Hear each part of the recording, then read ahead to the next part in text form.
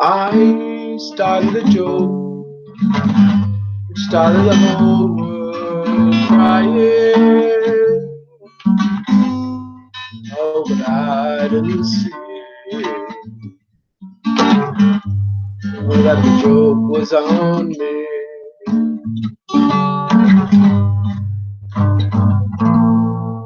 I started to cry, started the whole world laughing. Hope I'd always see that the joke was on me. I looked at the sky, rubbing my hands over my eyes,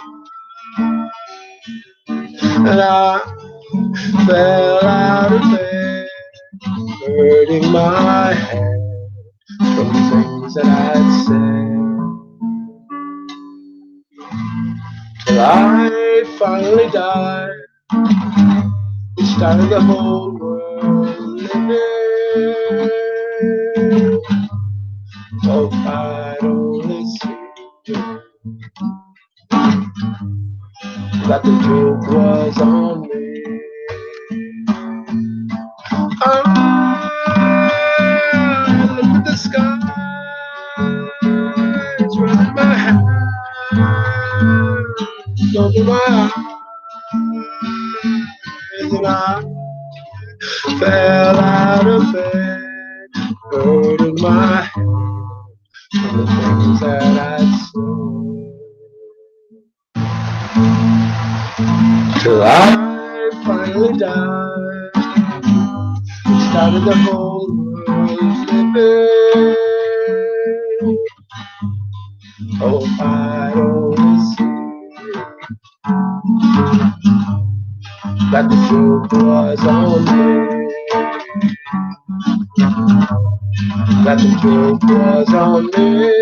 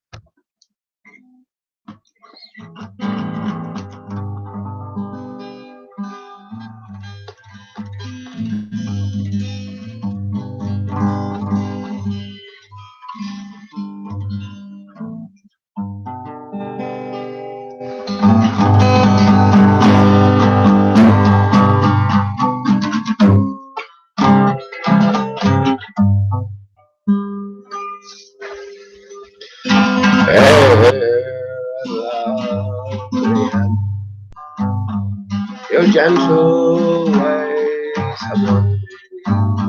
You bring peace and joy and laughter everywhere. Where you go, the sunshine follows. You're a breath of spring and winter, and my heart and soul are always in your gentle Alice, gentle Alice, and my heart and soul always in your care.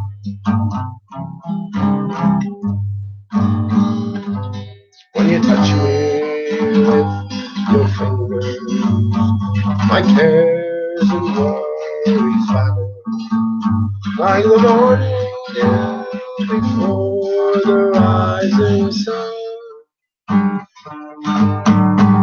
When your eyes tell me you love me, then my soul is filled with wonder, and my love for you will live when life is done. Gentle Annie, gentle Annie, and my love for you will live when life is done.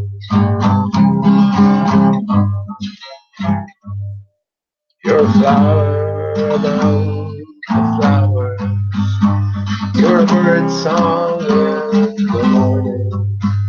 You're the laughter of the children at their play. You're my hope, my joy, my wisdom. You're my reason just for living. You're my treasure, you're my very night and day. Gentle Annie, gentle Annie, and my love for you will live forever.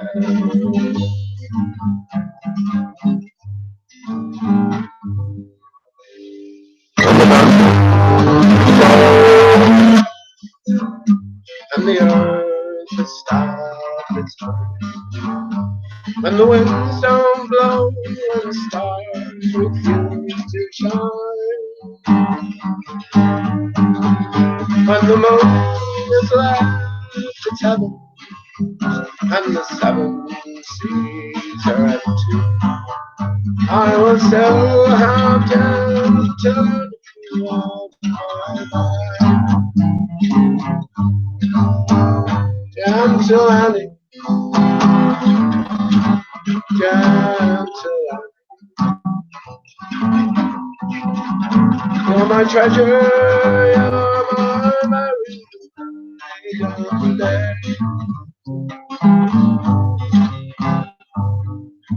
Fair lovely Annie, your gentle ways of love, you bring peace and joy and laughter everywhere. Where you go, the sunshine follows. You're a breath of spring and winter, and my heart and soul always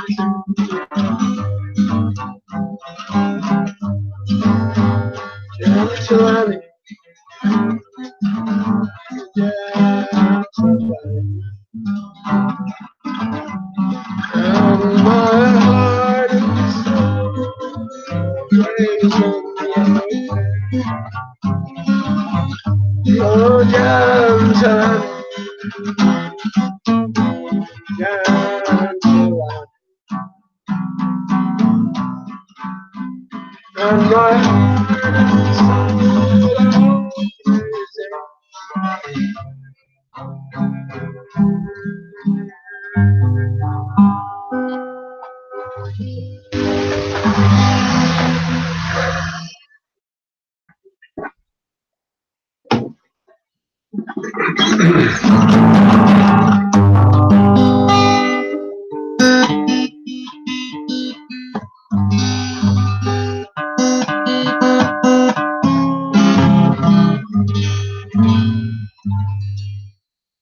I give thee all I can, no more, no more than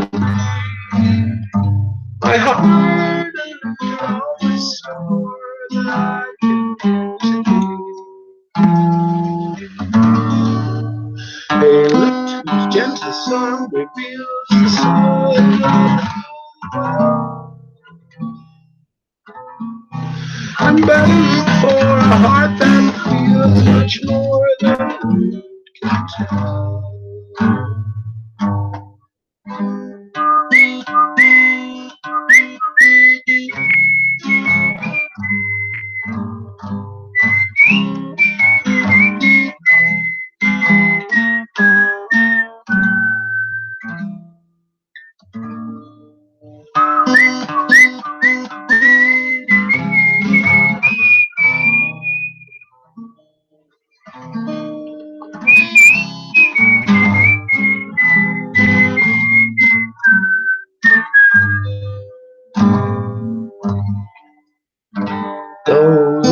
and some may fail the last to keep life stowed away. At least you'll make the brighter pass, and you'll make things stay. And even if care and moments fling to discord, our lives heavy stride. Oh, let love but gently touch the strings, to be sweet again. Oh, let love but gently touch the strings, to be sweet again.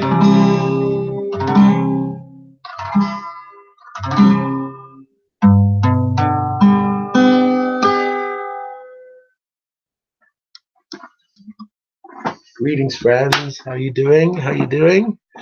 Good to see you or not see you, as the case may be. That final strum on the guitar, yeah, reckon pretty close enough in terms of tuning. And mentioned this before as well. If you play guitar or any instrument, was most of the stringed instruments where you had ability to vary the tuning. You get a general close enough range when you go on. Well, for me anyway, I have no electronic instruments, so when you go on YouTube, just bring up a video, do it by ear, but very, very fine tuning. Then you do it yourself, so you develop a sort of resonance with it, so something resonates or it doesn't, and that's all you got to worry about. There's these big arguments. I was into it myself. 432 tuning versus 440. I reckon you tune to the whatever the count is. All it means when you say 432 hertz is that in terms of a wave, when you pluck a string, the string vibrates, and the 432 represents 432 cycles per second past a certain point in that wave. You can pick whatever point you want on the wave, usually crest. So it's just, that's what it is when you count it up. And 440 instead of 432 per second. This is vibrations. Not too much of a difference in terms of 8 over 400, 40, it's a tiny percentage. So for those last fine tuning stages, yeah, you definitely hone in it yourself. And yeah, I hope that came across okay.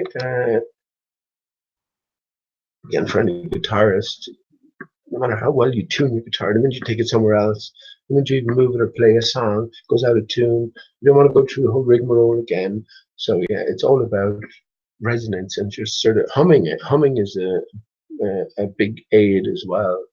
But yeah, for those non-musically minded or players, I guess, yeah, I hope you enjoyed the music. The first song was I Started a Joke by the Bee Gees. So very short and sweet song. I'll just quickly go through the lyrics. I started a joke which started the whole world crying, but I didn't see that the joke was on me. I started to cry, which started the whole world laughing. Oh, if I'd only seen that the joke was on me. I looked at the skies, running my hands over my eyes, and I fell out of bed, hurting my head from the things that I'd said, till I finally died, which started the whole world living. Oh, if I'd only seen that the joke was on me. I looked at the skies, running my hands over my eyes, and I fell out of bed, hurting my head from the things I'd said, till I finally died, which started the whole living. Oh, if I'd only seen that the joke was on me. Oh no, that the joke was on me. What does that mean? The joke was on me.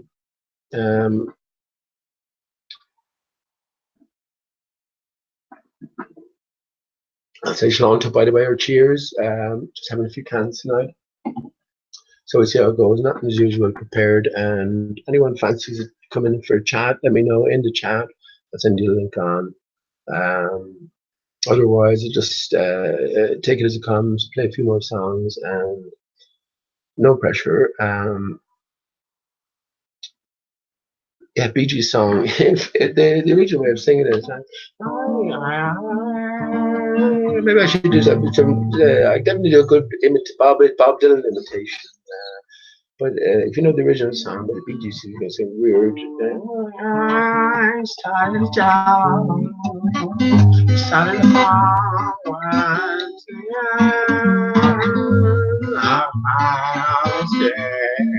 It's pretty weird, but the way he does it, it's it's an excellent song as it comes across, short and sweet as it is. But the way I look at all of these bands, all put in place, BG, right? What does G represent?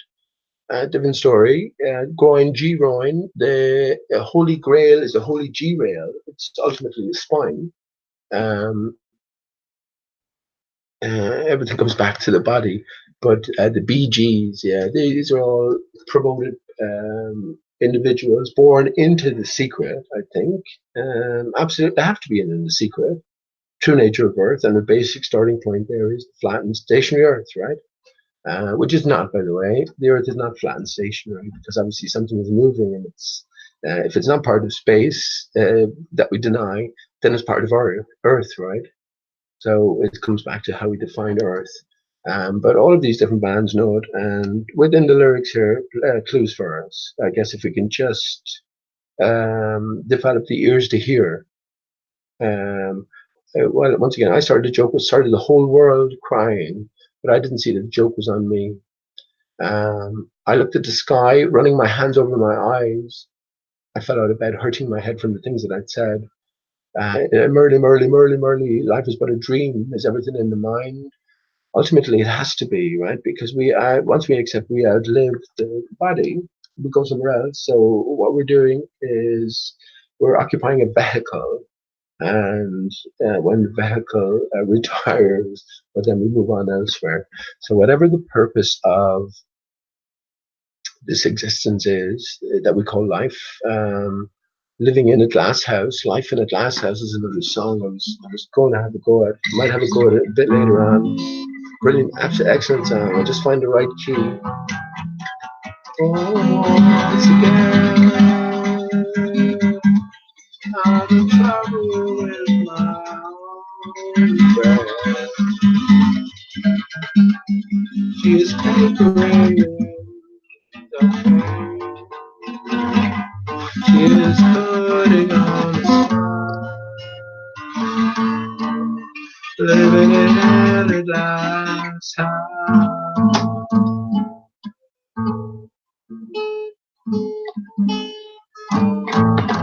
Of course I like to sit around and chat. Of course I like to sit and chill. Of course I like to sit around and chat. Someone's singing.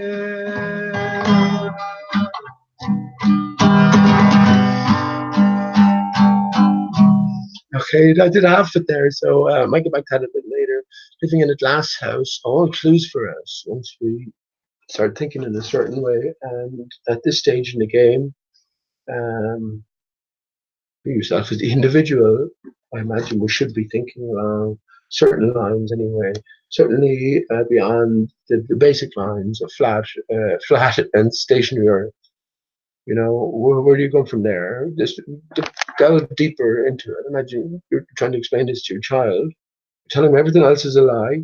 So here's the truth for you, and you know you're going to try and paint as complete a picture as you can. So where does that leave you if you just stop there? Yeah, I say it doesn't leave you anywhere at all, really. It leaves you in the doldrums, right? Not to say anything about anything, but people talking about boats traveling up into the distance. Well, Chris, I was just tuned into Chris. I asked Chris if he was interested in Chris Berry, the conversation about 9/11, and everyone who tunes in here, everyone knows my point of view on 9/11. So it'd be interesting to have that conversation. But yeah, Chris was analysing, and it's fair enough as well, analysing a photograph of a boat going into our imagery, video of a boat going into the distance. And yeah, grand. I mean, but 3 years ago, I figured out what was going on there. You're looking over an extended flat plane of water with light and fog interacting, and depending on the cuteness of angle, the lighting conditions, The zoom, camera zoom, this is all via camera optical instruments. This will depend on these reflective conditions setting from the point of view of the observer in place, right? So when we look off and we see this mirroring there, we have to understand that extends everywhere, right? So no matter what you're looking at, beyond a certain point, it'll be lost in this mirroring there because of the diminishment of its own angular size relative to our positioning and its greater panorama, right? And yeah, this is what it vanishes into. That's all it is, simple as that. And when we're looking to try and identify the horizon line, we understand that the visible horizon line is artificial horizon, and the real horizon is determined by the.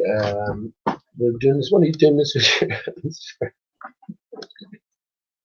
Okay, sorry.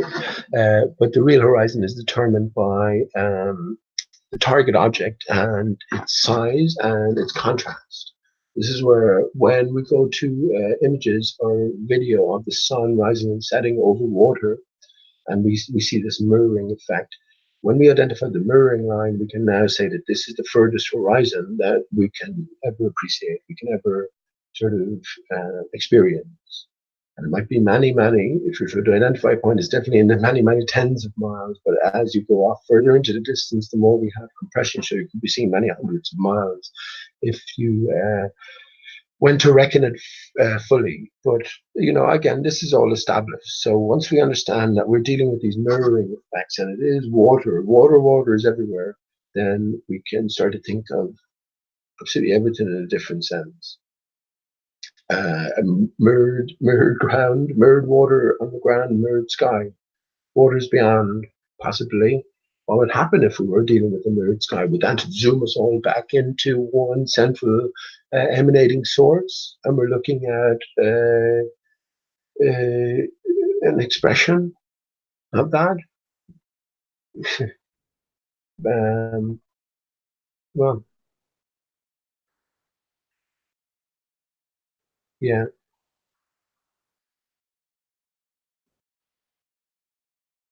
That's the last question we're asked when we leave Alice through Looking Glass. Is it all but a dream? And who is having the dream? It seems to hint at it here as well. As I fell out of bed, hurting my head from the things that I'd said. Well, you know, as I say, once we leave the heliocentric model behind, we leave the material only existence behind, move to something else, something immaterial.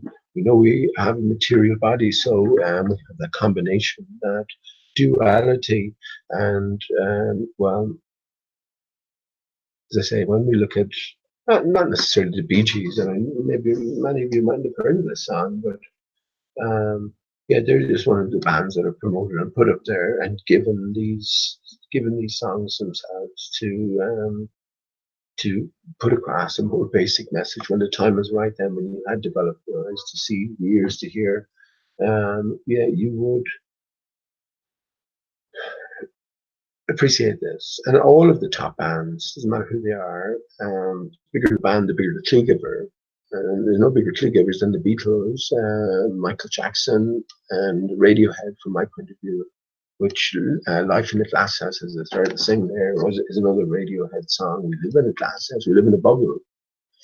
But the lyrics themselves are very interesting. So when I sing that properly, I think I'll manage that in a bit. Yeah, pay attention to the words, right? Second song, Fair and Gentle, Gentle Annie, dating back to the 1850s, I believe. Some American guy in the early days of the Wild West, but yeah, deeper significance, certainly to me anyway.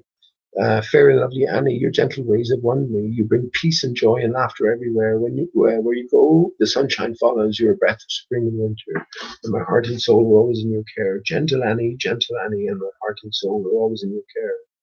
When you touch me with your fingers, my cares and worries vanish like the morning dew before the rising sun. When your eyes tell me you love me, then my soul is filled with wonder, and my love for you will live when life is done. gentle Annie, and my love for you will live when life is done. You're the flower among the flowers, you're the bird song in the morning, you're the laughter of the children at their play, you're my hope and joy and wisdom, you're my reason just for living, you're my treasure, you're my very night and day. Gentle Annie, you're my treasure, you're my very night and day. When the mountains all come tumbling and the earth has stopped its turning, it's happened already, right? The earth never did turn. Although it did in a different sense when you talk about what you mean by earth, or it does, and it does, it did and it does in a different sense when you put the components of earth together, and that involves bringing together everything that was torn asunder. We were separated, the earth here was separated from the sky in every possible way, 93 million miles to the sun. Come on, we can only appreciate a 4-hour drive or something, 300 miles or so. So when we talk in those terms, no greater distancing can be done, right? So again, all in the mind. This is where we decide that this is the case. So that distance is a fixity, an inaccessibility, and outside of our reach in terms of ability to get there, and also thus it follows like ability to understand. So once again, it's all about separation, segregation, externalization. So when we come to a flat Earth, everything comes a lot more closer, and we can see things in a different light. When the mountains all come tumbling and the Earth has stopped its turning,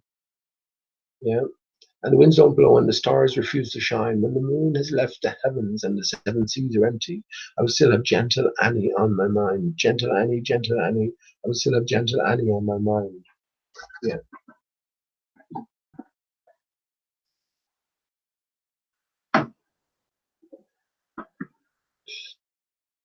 This is what it's all about ultimately, isn't it? When the earth has stopped its turning, well, the earth doesn't turn. When you look for curvature, you can talk about curvature being the primary go-to, in terms of the lack of it for your proof of flat Earth. But curvature only follows from, or lack of it, from a moving or a non-moving Earth. Again, they've separated the sky from the Earth, whereas in actual fact, sky is part of the Earth. It's an expression of the Earth. So whatever is going on, everything is interconnected. So we need to bring everything and hone everything back in, and then continue on our thinking.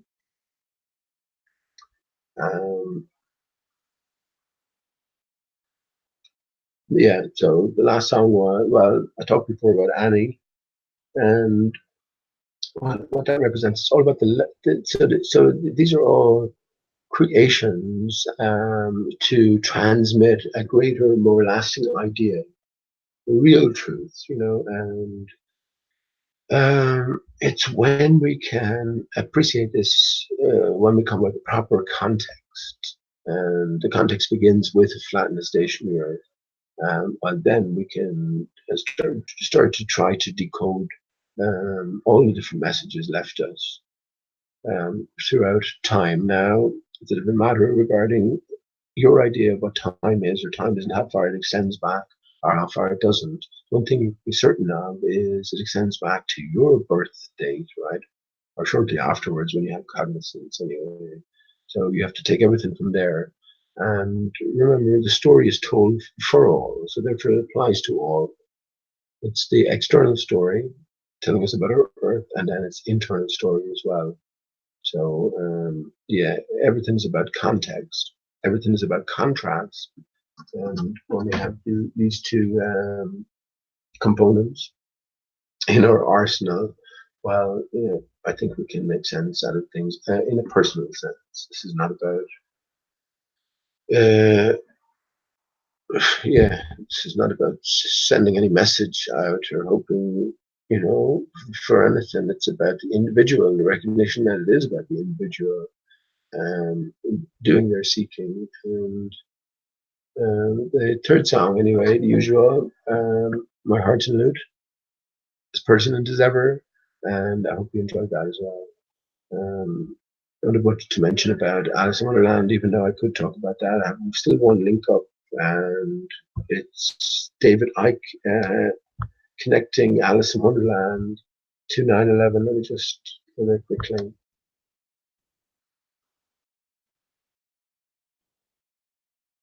I showed this before. I showed this the last time, but just because everything connects to everything else. Here we go, yeah. Alice in Wonderland and the World Trade Center Disaster by David Icke. Let me bring it up on the.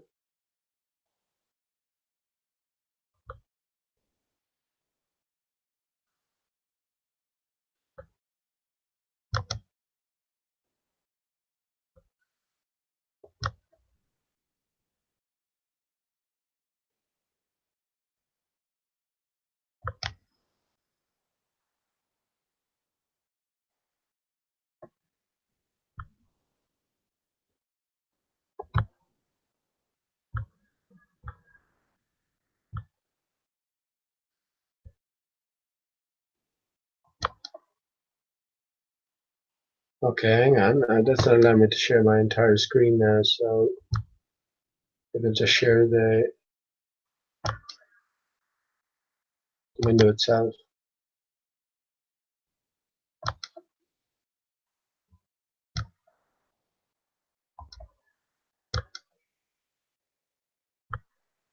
There you go, yeah.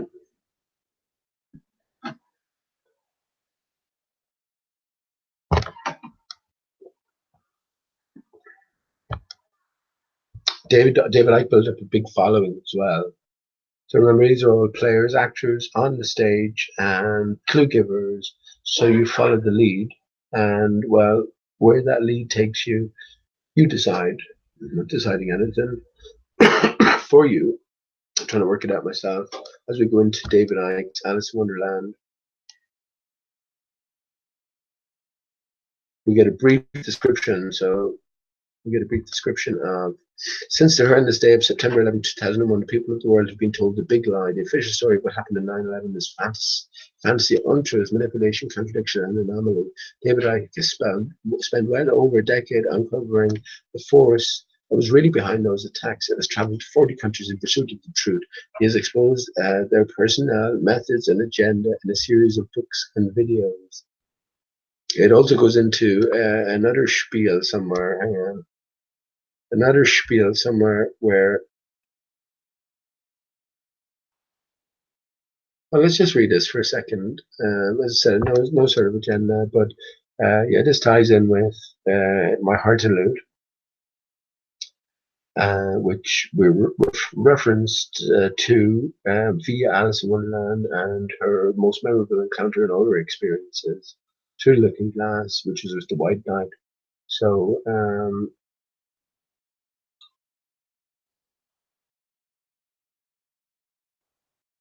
the one chapter that I truly concentrate and put forward all my energy towards is the one that is getting 5 stars. The rest of the book is too much of a new conspiracy to investigate as of this time. Ever since I was at work on 9/11, I heard on the radio that the Pentagon was supposed to hit a hijacked airline, and my brain went into overload for knowing that between the no-fly zones and the missiles and anti-aircraft battery that surrounds Washington government's meeting place. The book is the first book that I've got my hands on for which the 9/11 conspiracy were investigated and written about while I was. What am I reading this? 2015. Trying to get my hands on any piece of material that called into question the validity of the government's bullshit. It was the first published piece that made me feel I wasn't alone in my beliefs. Okay, well, I'm not going to read that any further, but usual. Sorry, I thought it was one of the comments. Hang on, let me go back here a second.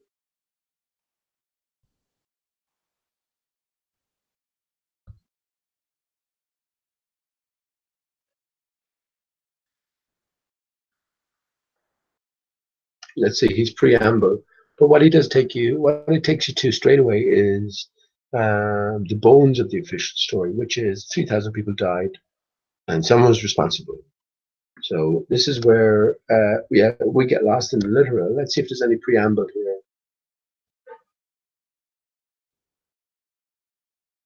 Here we go. Yeah, look at that straight away in the dedication to all those who lost their lives on September 11th and to their loved ones left behind, to all those who have lost their lives in the war on terrorism and their loved ones left behind.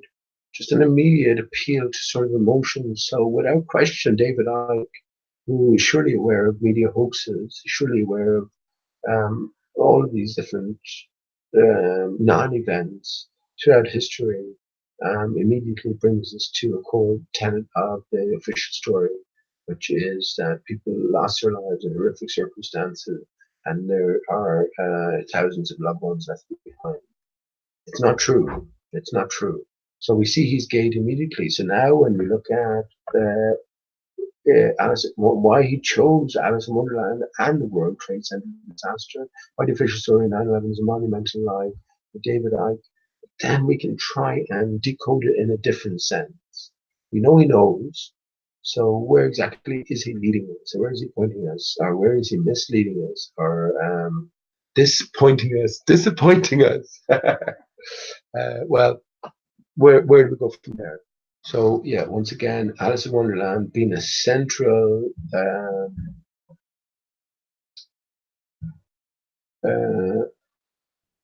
connecting a pin to 9/11. So we have to try and understand why we've been pointed at certain places and why is the possible connection. Everything goes back ultimately to flat Earth and beyond. The flat Earth is definitely a major foundational point for further progress. Anyone who hasn't heard of that, who hasn't heard of David Icke, first of all, I mean, where have you been? Everybody talked about he came to prominence, talking about how he was Jesus, and he was taken out of context as well. And what he said in real terms, if you listen to the interview, is Jesus is within all of us. So in one sense, we're all Jesus, and that's exactly what I say as well. Jesus is the Son is within, as within, so without. There's no separating everything, right? But yeah, he garnered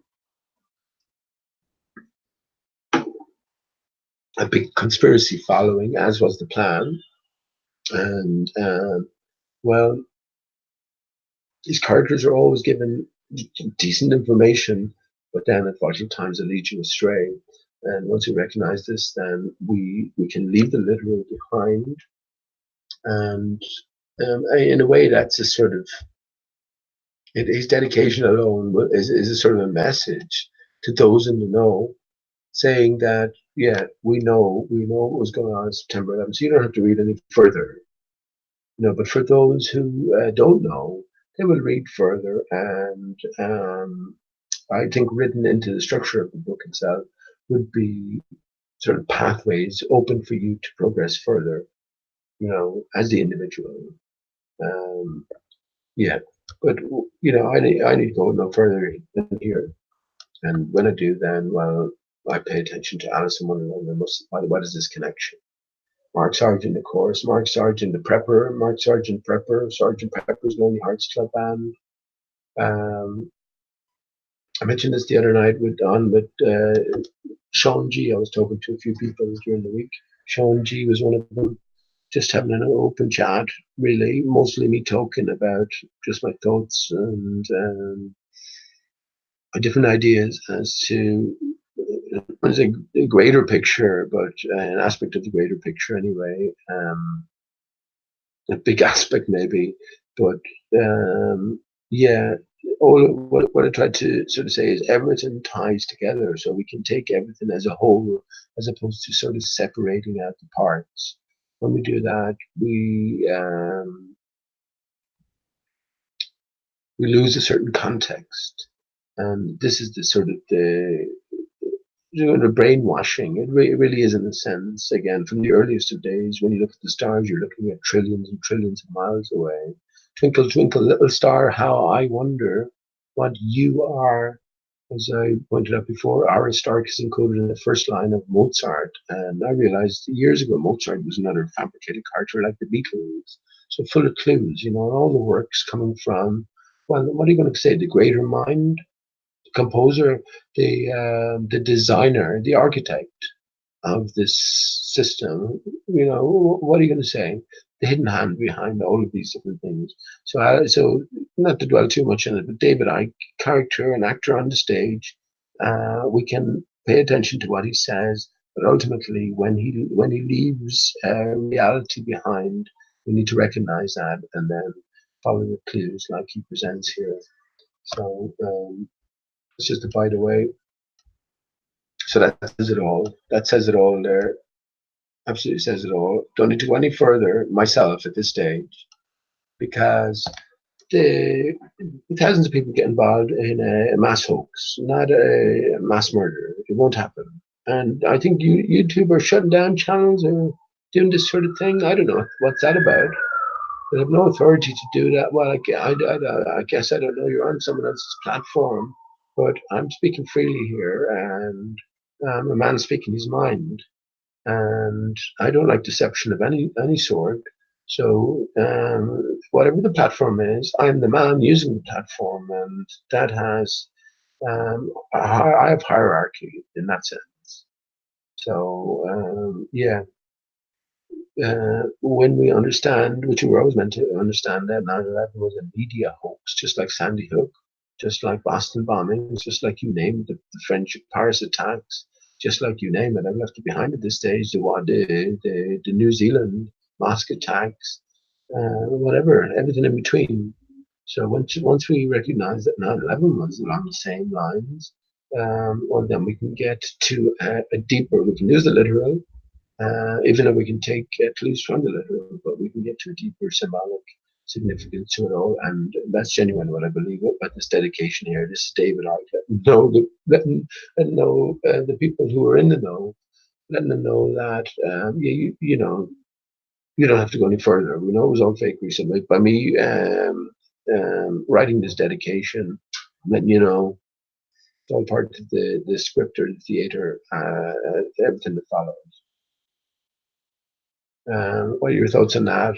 I wonder. David Icke's a big man for the reptilian and the different life forms that are in power and suppressing us generations on end. What do you make of that yourself?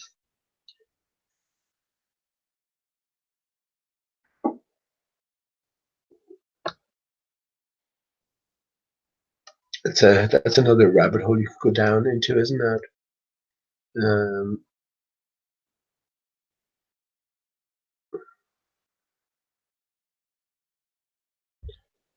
okay, let me leave the music behind. So the only reason I came into that, and I'm happy to leave that behind as well, is just because of that Alice in Wonderland connection, and to why I play My Heart in It as an opening song every time. And well, all of these things are interconnected as well, at least in my own brain. And it's all about us making our way towards piecing together this greater puzzle, which is your puzzle, as far as I'm aware, anyway. As far as I'm aware now, there's no one else around. So it's all, talking to myself, thinking to myself, living to myself.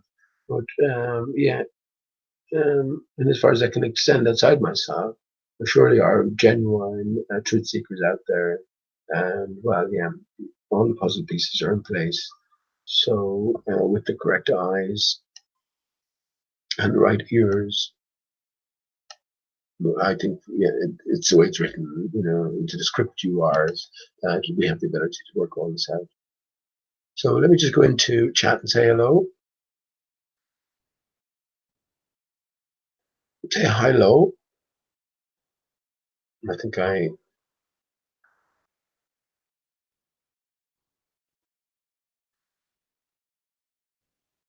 Okay.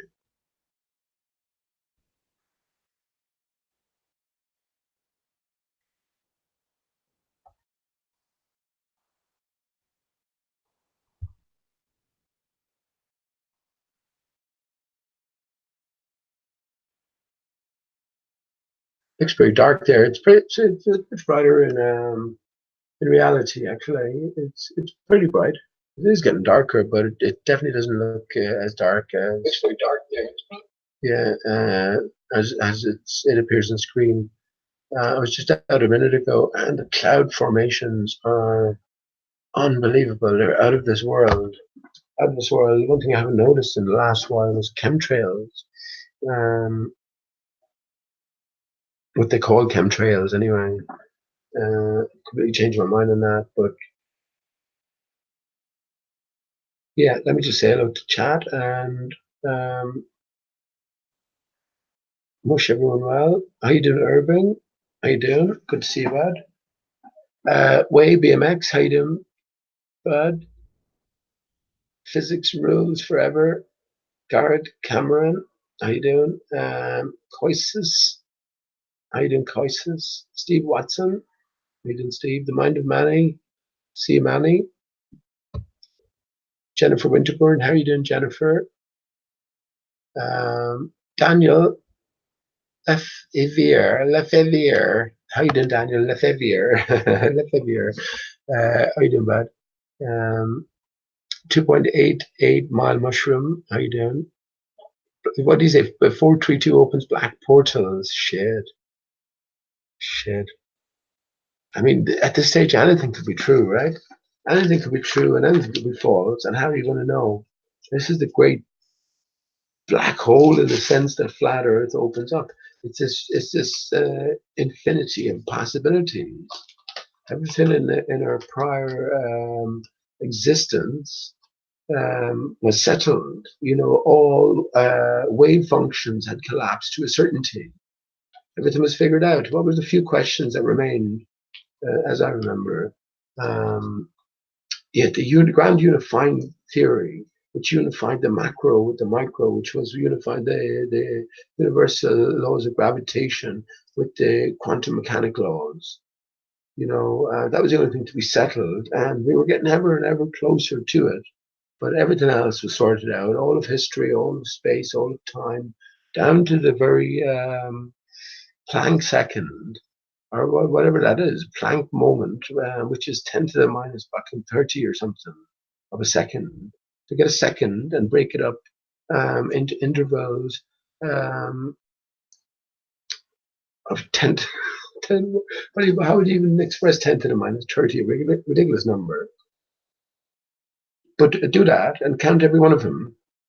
So, yeah, everything was cemented. And now nothing is, right? Because everything becomes possible. And everything that was previously truth becomes a lie. So where do we go to find the truth? Well, I'm not going to advise anybody, but the one thing I will say is if you go 180 degrees from the line, you won't be going in the wrong direction. That's what I'll say. That's what I'm saying. And the more keener you can shoot that arrow exactly 180 degrees, maybe the more keener you will be on the target, the closer you will get. Makes sense to me.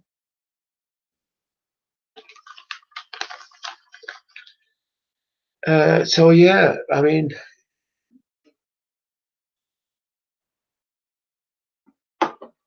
when I play guitar here, 2.88, whether it's on 432 or not, it's what sort of sounds sweet, you know, it's that resonant factor.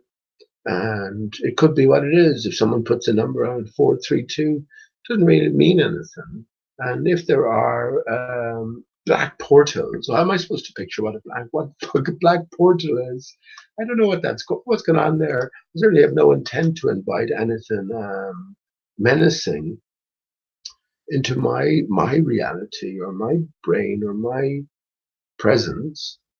So if anything does, I guess it hasn't. Well, I'm not going to say it hasn't done so far, but not anything to do with 432 tuning. But if it should arise that would happen, well, I'll deal with it as best I can, really. You know, other than that, I can't say much. So what I do believe it is all about frequency and vibration and harmonizing and resonating with this discarded ether. Yeah, I'm not sure about the negative forces in play. Definitely tiptoeing through there. So yeah, just in terms of the guitar tuning, it's what sounds sweet to your own personal ear. And needs must, it's going to vary from every other ear, right? That's just how you imagine it. Anyway. It's like everyone's seeing a slightly different shade of the exactly same color. It's all in the eye of the beholder, or the ear of the beholder, which is what I was speaking about. This is what we've come to the point of understanding that we need to look at everything with new eyes and hear everything with new ears. And when we do that, then we can come closer to truth. And I mentioned this so many times. Anytime if you're reading the New Testament and you hear the words that those with ears hear, well, then this you were to pay particular attention to what preceded that, and or what came after that, what it was in reference to, and understand that it's significant and it needs interpreting. I was on my Nathan Oakley today, and it was quite sort of hilarious in one sense, frustrating in another sense.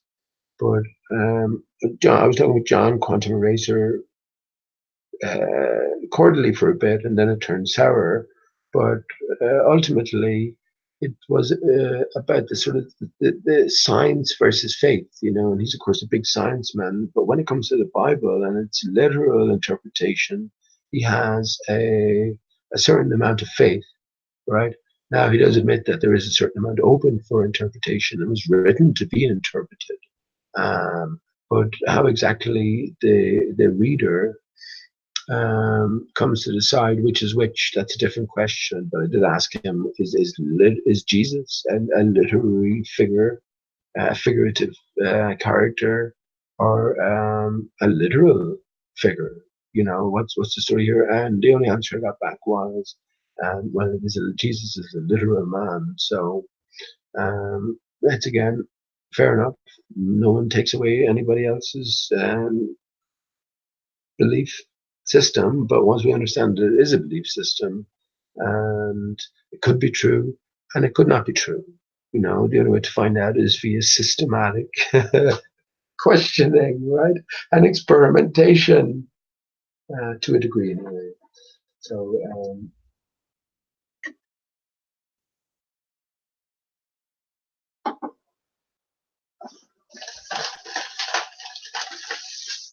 yeah, I'm just chilling on a Thursday night, having a few cans, a smoke or two, and yeah, let's see what we talk about in a bit. I have feelings up, and get to them. Cheers.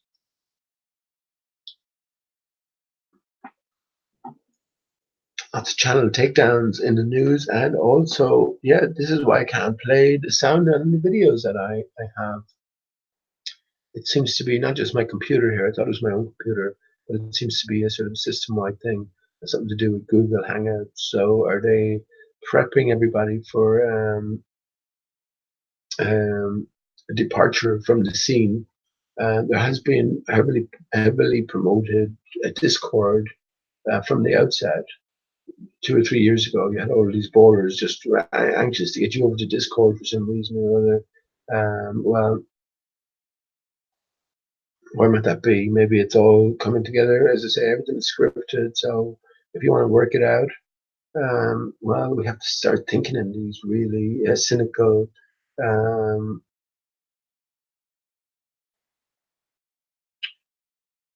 non-shallow terms. Anyway, that's how I put it.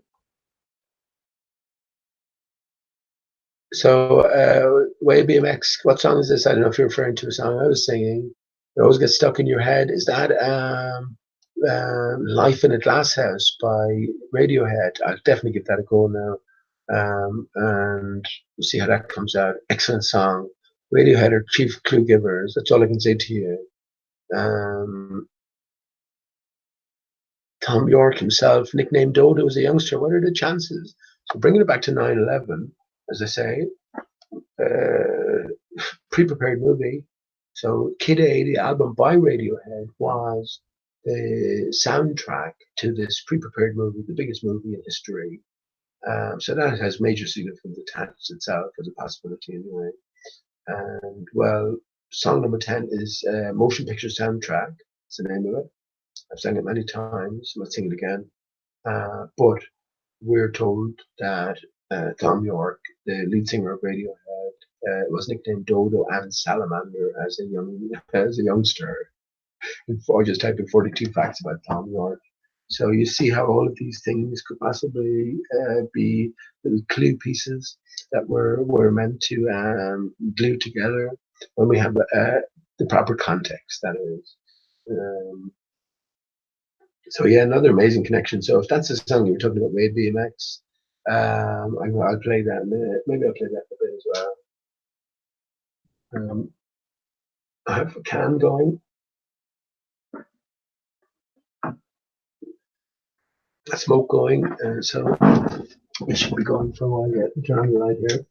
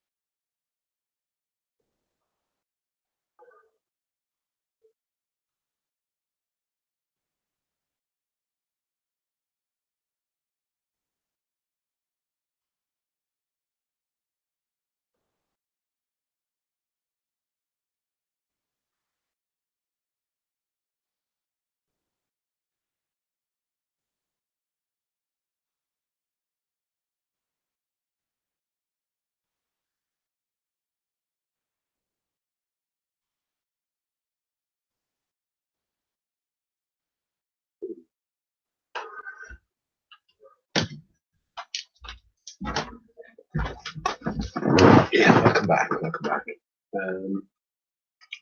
Lighting conditions a bit better. Okay, let me sing that song "Way BMX" then, if that's fresh in your memory. With the lyrics up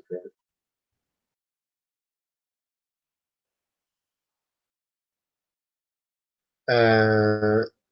Excellent song, and once again, loaded with clues. That's all I can say. When speaking personally, at all times, you know, when I think about everything, how far I've come, and I look back on all of these characters on the stage, you know, everything sort of pieces together in my own brain. So let me get this going.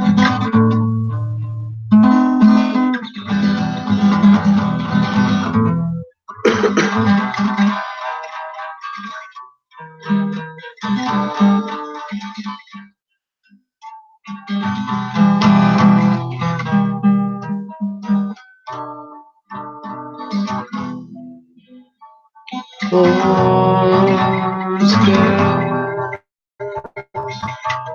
I'm in trouble with my own friend.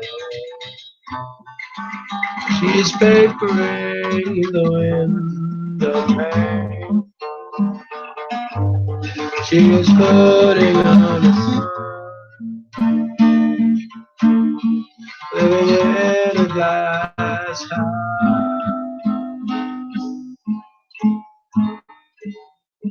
I'm scared,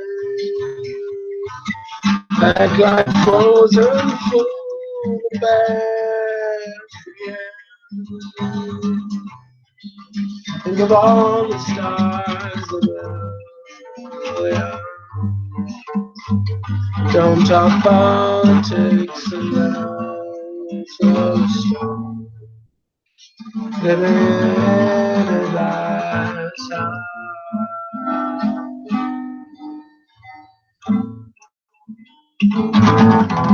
Of course I'd like to sit around and chat. Of course I'd like to sing you to play. Of course I'd like to sit around and chat.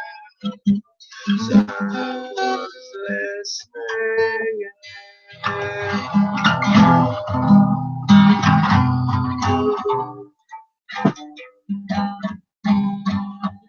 Once again, we are hungry for legend.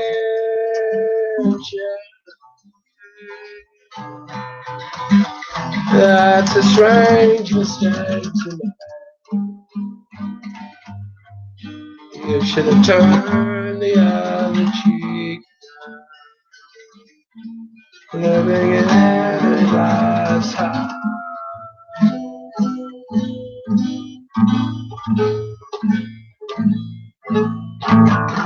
Of course I'd like to sit around and chat. Of course I'd like to send you back. Of course I'd like to sit around and chat. Only,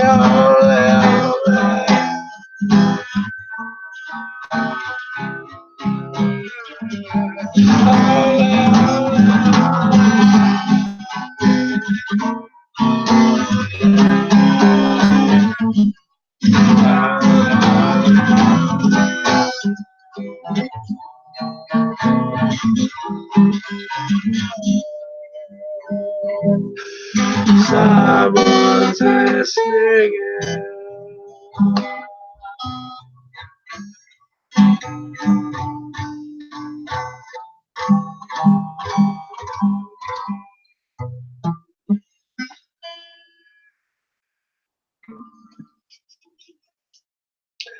Live from the Glass House, Radiohead.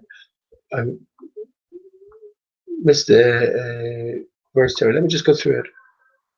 I missed a line, but it's important, so I'll correct it. Once again, I'm in trouble with my only friend. She is papering the window pane. She is putting on a smile, living in a glass house.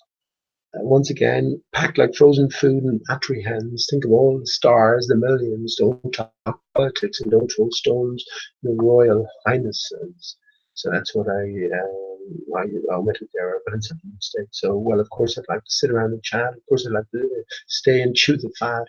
But of course, I'd like to sit around and chat, but someone's listening in. Once again, we are hungry for lynching. That's a strange mistake to make. You should turn the other cheek, living in a glass house. Well, of course, well, again, getting context right. So we've come to a flat earth. Now we know there's a different game in play, a different set of consequences for our thoughts. You can put it in these terms: our thoughts, our words, our actions. Right? Living in a glass house, though, living in a bubble. It's waters beyond. Within this construct, if we're asked to sort of describe it, this is what I'm doing. I do hold this. It is a construct. We are we are beyond this. We have ventured into this. So yeah, living in a glass house. Well, of course, I'd like to sit around and chat, just to impress the point, I guess. We're told that the firmament is like molten glass. Well, for me, in my brain, that describes perfectly an electromagnetic, if you want to put it in those terms, electromagnetic force, an energy force. I call it life force. It's a tree of life. Everything emanates from Aristarchus, the tree of life. So it's a tree of life force, um, um, emanating everywhere and holding back these waters beyond. So when I imagine this invisible force holding back waters, this is exactly what like molten glass um, relates to in my picture. And when we talk about plasma as well, when we look into the sky and we talk about the plasma theory, this is what I think of as well. This molten glass-like surface barrier, if you will. So yeah, living in a glass house, that makes sense in that sense. And well, yeah, of course I'd like to sit around and chat. Of course I'd like to stay and chew the fat. Of course I'd like to sit around and chat, but only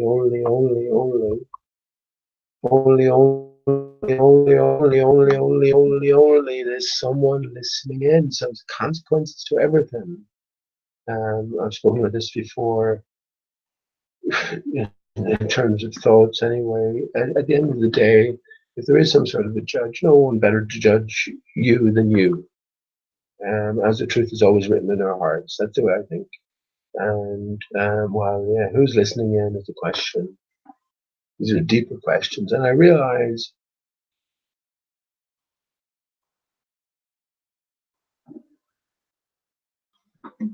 what I talk about in general, I realize it today, and I realize that a lot of time, what I talk about in general is sort of generally outside the remit of the flower and reach. You know, it's you need to be stuck on certain points and stay stuck on them. Well, I mean, that's fair enough, right? As a beginner, but once you're beyond the basic points, where are you going to venture to? You know, this is where you end up then. Well, this is where I've certainly ended up. I think everything is for a reason in their lives. And this song we're going to sing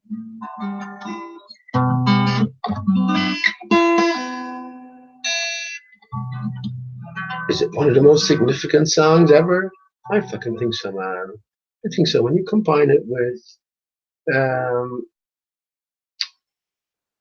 context again, when you have it in place with against a certain backdrop, well then why wouldn't it be? So yeah, again, song number 10, motion picture soundtrack from what we should by this stage start to understand was a 102-minute movie presented to us as live on 9/11, but long since pre-prepared. The the album itself came out in 2000, which was a year before. So when I talk about the soundtrack, when you play the movie, starting when the second plane, just shortly before the second plane hit, ending 102 minutes later, when shortly after the second building fell, and you play Kid A next to it. This is the final song that we get, and most important then is what's unsaid when it later came by my understanding that there was a third verse that was omitted from the album. Then I understand that it's purposefully done. So what might be we learned from that. But let me play that as well. Let me tell you this. Way before I knew any of this, this was my favorite song ever. Way back, I bought the album as I was driving around, listened to it and soaked it up, and this is my favorite song from it. And little did I know the significance of it all these years later, as I see it anyway. But pay attention to the words, and especially the third verse, as it was the one omitted from the soundtrack to the greatest movie in history.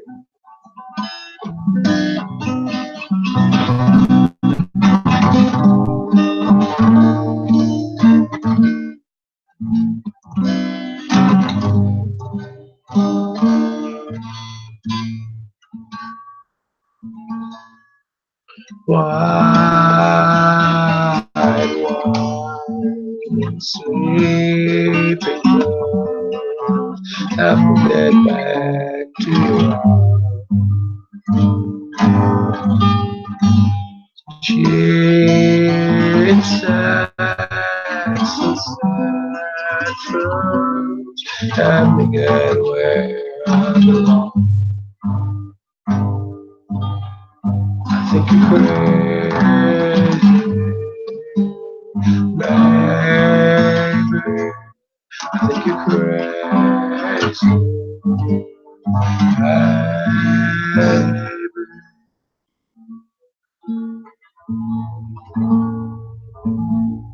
Stop saying letters. The letters always get. It's not like a movie. They fed us on little white lies. Think you're crazy, baby. I think you're crazy, baby.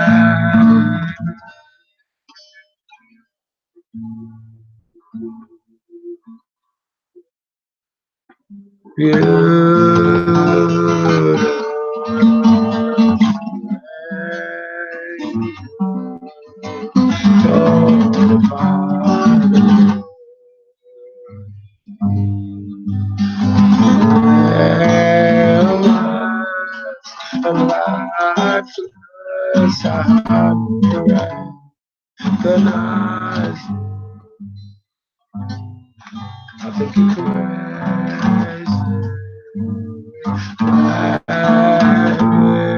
I think you're crazy.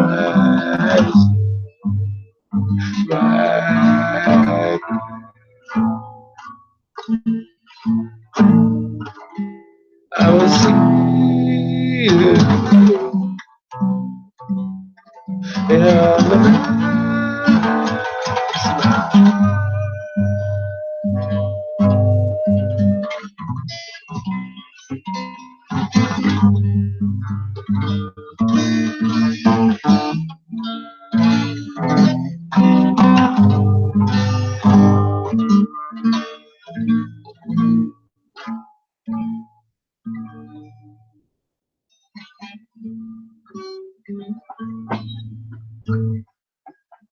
Yeah, excellent. Omitted verse, right? Beautiful angels torn apart at birth, limbless and lifeless. I hardly recognize you. Think you're crazy, maybe. I think you're crazy, maybe. I will see you in the next slide. There's more to all of this. There's more to all of this, and this is a puzzle to be worked out. Absolutely, definitely. All of these contributors, in terms of clues, like Thom Yorke, yeah. Um, um, just one of a myriad of actors on the stage, and it's all about putting the clues together as I see it. As I see it. After a certain point, it becomes um,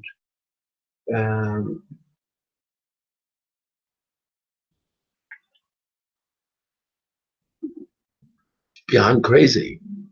The notions themselves are so crazy, right? Flat Earth is a crazy notion, but once we accept that,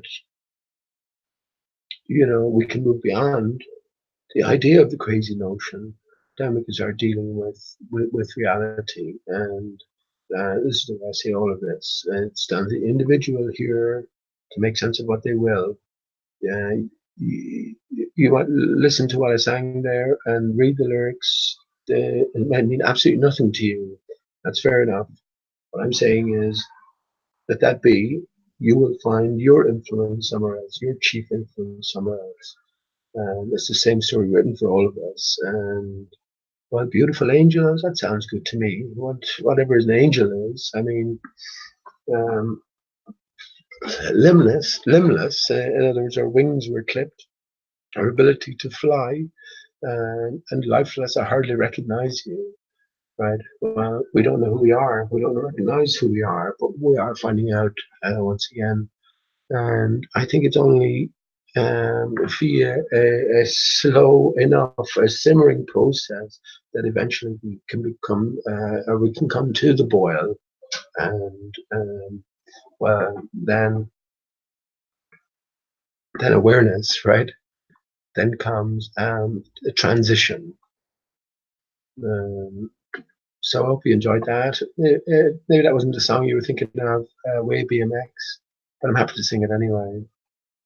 I hope it came through okay. Back into the chat a little bit more and see if there's any.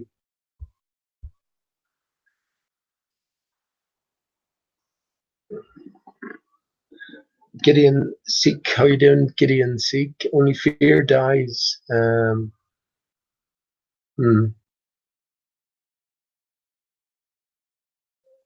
have to sort of, I guess, redefining everything, right? Redefining everything. What does fear even mean? What do we cling to? What's the purpose of all of this? These are all questions that we are inexorably being led to, sort of getting a greater, I think, a greater grasp on everything and a greater significance to everything. How the individual deals with that, well, that's the whole thing. It's an individual consideration, and there's no changing that. This is the way it's written. So where the individual was, is, and goes or ends up, well, what concern is that of yours, right? What do we know about the individual? Which individual are you thinking about? So, yeah, detachment is a good word. And, well, what we did, well, we detach ourselves from the material. Once again, the purpose of giving us the spinning ball Earth, the heliocentric model of Earth, and the Big Bang model, all encoded, deeply encoded within the letters chosen to formulate the words. The purpose of giving us all of these stories is contrast. So it's by recognizing the lie that we can come to appreciate the truth, and understanding that the lie was built on the truth, because the truth is all there is. Everything else is secondary. So detachment, I would agree in that sense, detaching ourselves from that material only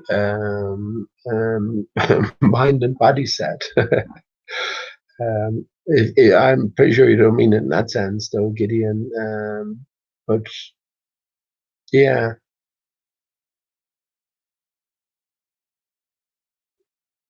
I think that's the sense that I think. And your latest word is distinction. Yeah, we distinguish our different component parts.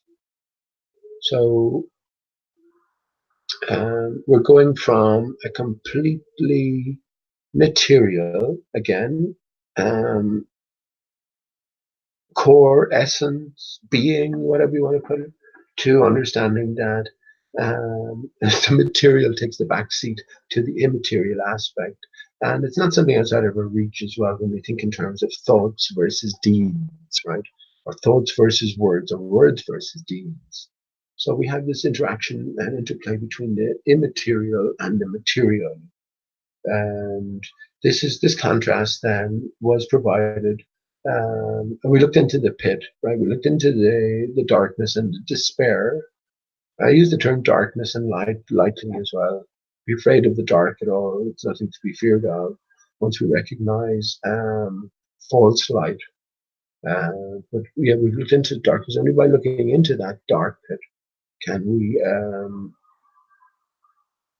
well see that light at the end of that long tunnel. So to use that metaphor, or yeah, it's only via the contrast can we appreciate, and I guess remember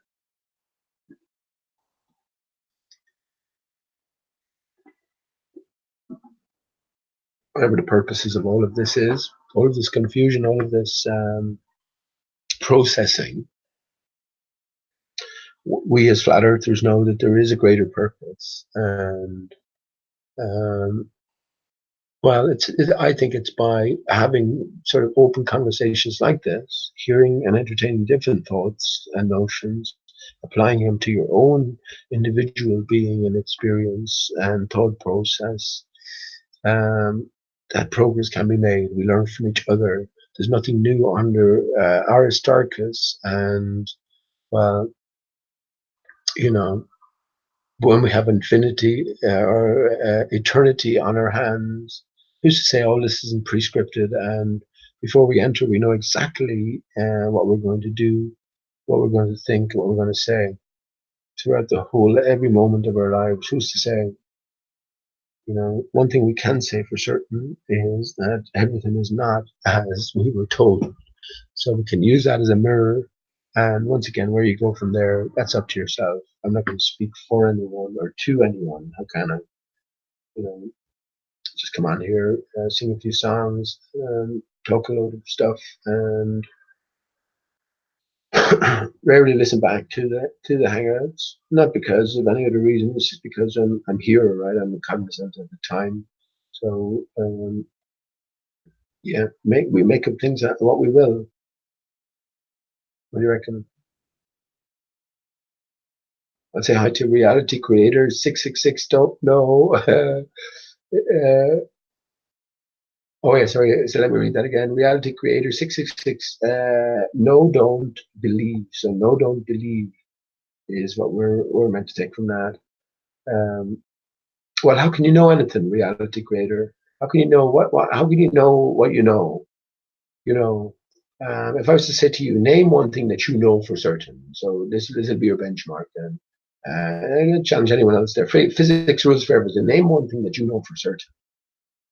If we apply reality's creator is name to things here, and it's no, don't believe. So what's one thing that we can know for certain, and we don't need to believe? And what's one thing that we need to believe for certain, but we can't know? That's probably a conjoined question there.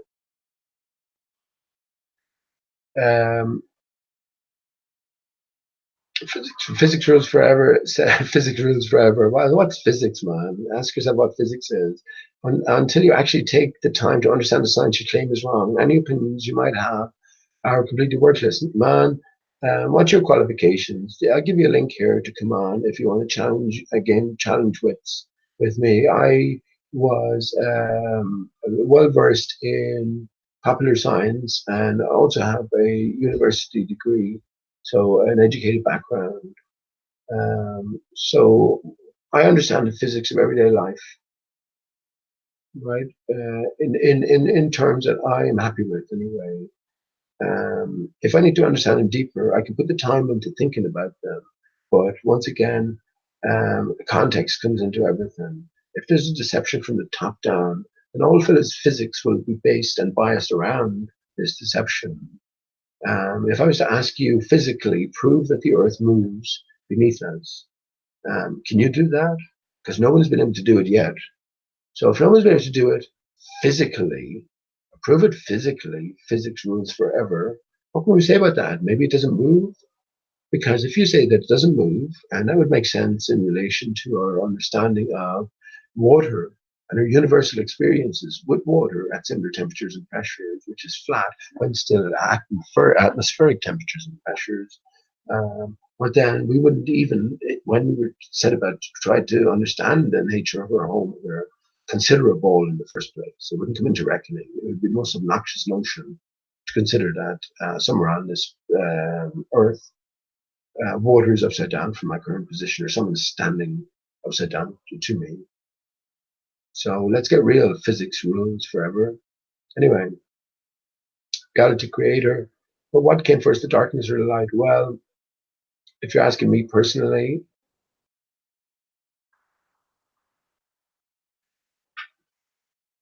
yeah, we ask ourselves what light is. When you say light, what do you consider light? And when you consider light, are you considering it in relation to the Bible and its sort of a sequence of events as it's detailed? Or are you asking that open general question? You'll have to first of all define terms. What is darkness? What is light? So good stuff, man. Good stuff. I don't know you. Maybe have you ever spoken reality creator? Good stuff. You don't believe or stand under anything anymore or anyone. Good stuff. And is there anything we can know? So again, can you answer that about your own screen choice of screen name? What can we know? What's your starting point? If we can know something, can we know something else? And where does it end, or where do we find ourselves at the minute once we come to flat Earth? How far along the sort of stepping stone pathway is flat Earth? You know what I mean? And that's a genuine question. Um, Common sense and objective reality. Okay, well, what is objective reality? Whatever is above me takes up half of my existence. So we have the sun, the moon, the stars, planets, as they're called, sky, clouds, whatever else, but no matter as far as we can tell. But yet we have no idea what that is. So it's still part of objective reality. So if I don't know what that is, or can't hone in on what I think that maybe that is, how can I say common sense? My sense is common because I've rejected or I've omitted, taken into consideration half of my my reality. Do you know what I mean by that?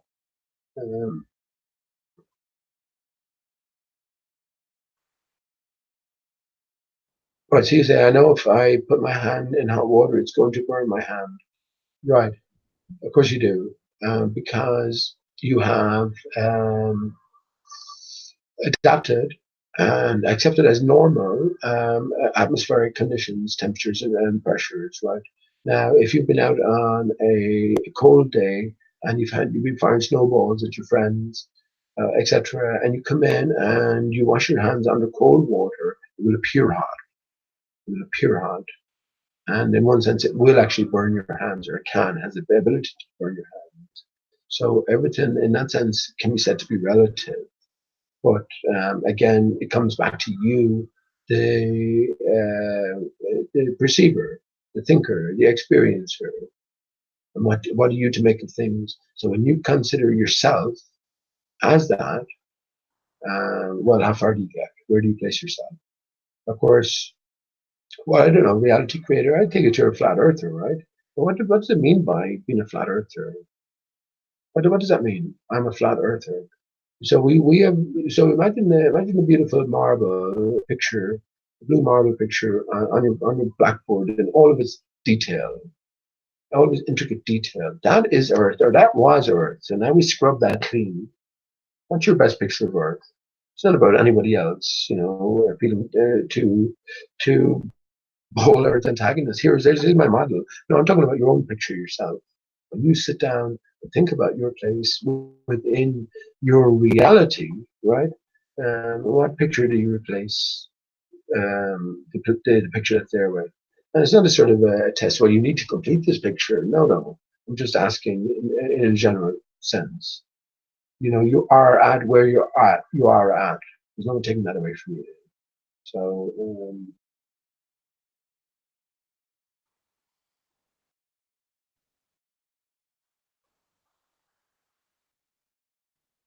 So Gideon says it's like pressure in the atmosphere. Do we feel pressure on a day-to-day basis?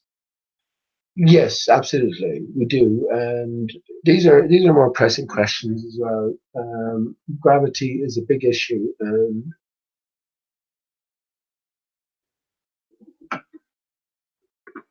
the sort of the split within factions, the actor groups they have on the Atlantic side or the transatlantic side, the potato crew. Then on this side of the Atlantic we have the Oakley crew. So there's always there's an amalgamation because it was always sort of joined at the hip from the start, but a definite uh, obvious sort of joining together, and I call it the Potokey crew, right? The potato and the Oakley Potokey crew. And now we have, uh, how would you put it, feigned drama thrown into the mix. with gravity or no gravity question. Anthony Riley, the spokesman, a courtier of controversy, is all about discarding gravity completely, because we don't need it. Everything is a buoyancy and density, a relative density issue, and there is nothing greater in play here. Well, beware, of course, because it's only when we come to considering the parts that we understand that we have to consider the whole as well. So we can't say that certain things are so. The Earth is flat, for instance, and water is not. Curving or bendy.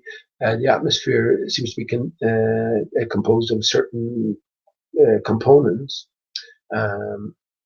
Can say a few fixed things, but it's when we extrapolate then and we start speaking in general, saying that there is no thing for certain like gravity because we don't need it. Well, this is where you get difficulties because you haven't described the system or attempted to describe the system as a whole.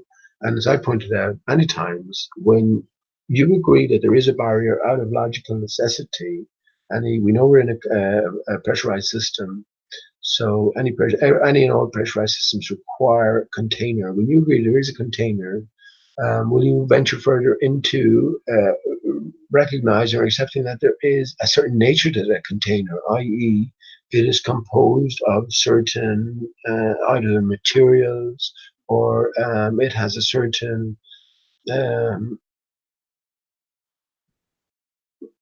repeat terms, a composition to it. There's a certain reality to it, and this may play a role in other factors which we are taking as a separate factors and we're not considering in conjunction. So these are the deeper questions and the most pertinent questions, because absolutely what we experience as for me as well, Gideon, just my own where I'm at in my own. It's gone back a few years as well. I mean, we have a pushing force from above, which separates everything into its distinct layering. Fundamentally, it is water. It's water beyond, right? And we have this permeable barrier, but we have this intensity close to the barrier. Everything below, then we can imagine it like a punch bag. So you have at the top, the uppermost point of impact, you have this greater force distribution graph, and then as you move away from it, it separates out, it spreads out, it dissipates, and as we get to ground level, then we have what we experience as everyday pressures. Now, as we rise up mountains, why does the temperature? These are good questions, and I thought about these ages ago. Why does I can answer these? I did answer these ages ago. So just to get my answer exactly in line, I'd have to remember and reformulate. But the good questions are: why does the pressure drop as you rise higher? Why do temperatures drop as you rise higher? Especially considering you're supposed to be getting closer to the sun.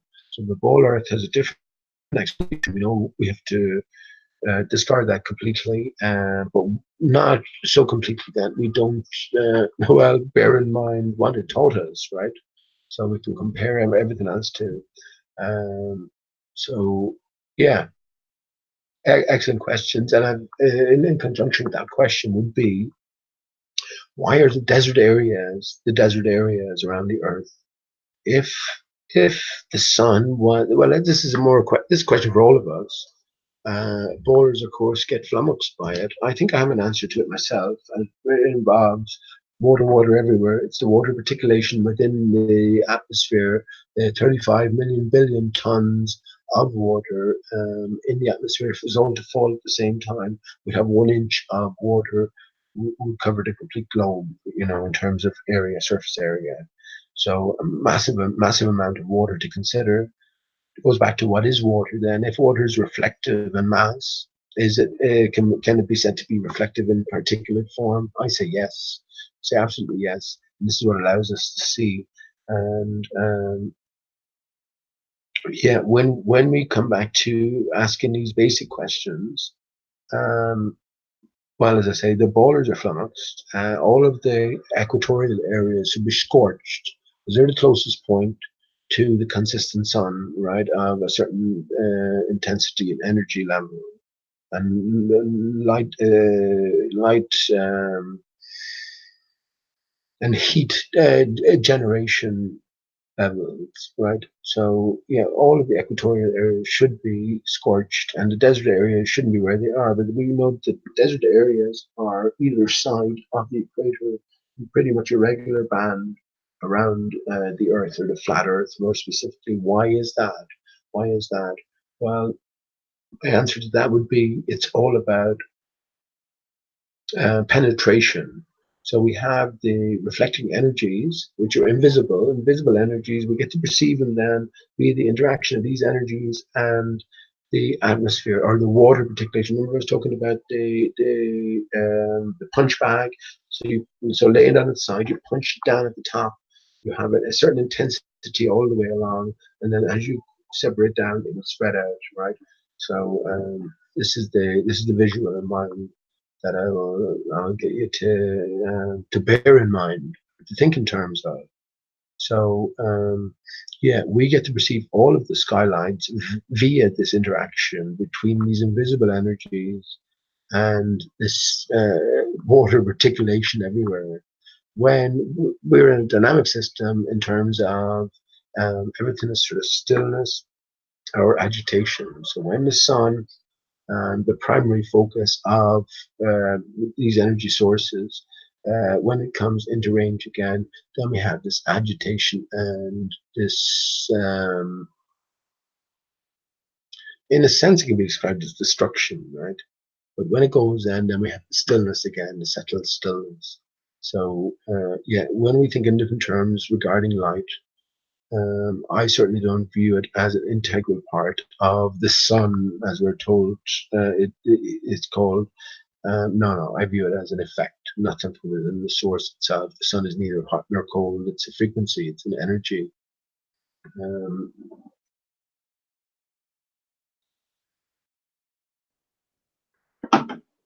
but if it was a source of intense heat and light, well, then, yeah, the equatorial areas should be burned to a crisp. They should be the desert areas, but there's something else going on. And what I say is going on, it's all got to do with the distance that these invisible energies travel through the layer of water particulation, right?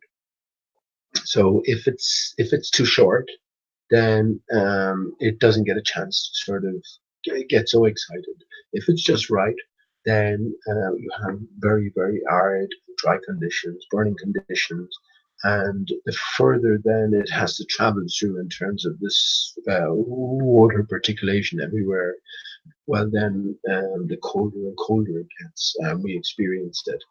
Um, in reality, as we go north or south from a central position. And that makes sense to me. So as we rise up, why does the pressure lower as we rise up? Well, because we come closer to the source of this evacuating force, and everything is settled down. So that would be my answer. Why does it become colder? Well, because the distance from mountaintop to the point of reflection is to a certain degree that it doesn't allow for a greater heating up of the particulates. That'd be my answer. But once again, I sort of have to think about it again. I thought about all this stuff about 3 years ago at this stage. So a more comprehensive answer.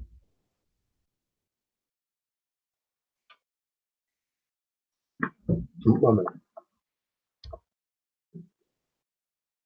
Ma'am?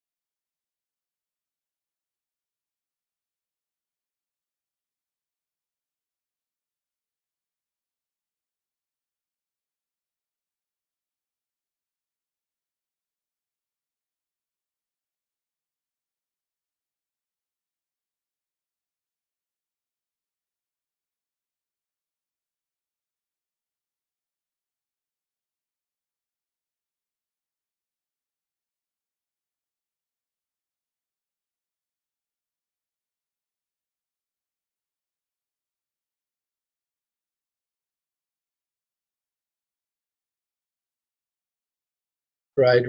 Where was I? Okay, sorry about that. I'm prone to doing that, so don't worry about that. Well, Gideon, right. So let me just address your comment as is the first to hit my eye as I came back. Your very stream of consciousness, Pete. Well, not really. What I'm trying to do is, as I just mentioned there, regarding thinking about why the desert areas were the desert areas. It's something that I thought about 2 years ago. And I haven't really refreshed my thinking on it since. So as I said, I'd have to sort of go back, just refresh my thinking, update my thinking, and be able to express it in a more coherent sense. So it does sound like as if I'm talking off the cuff, but I definitely did think about all these things years ago. I moved on to a different um, sort of aspect within the greater system itself, the structure itself. So I think I'm.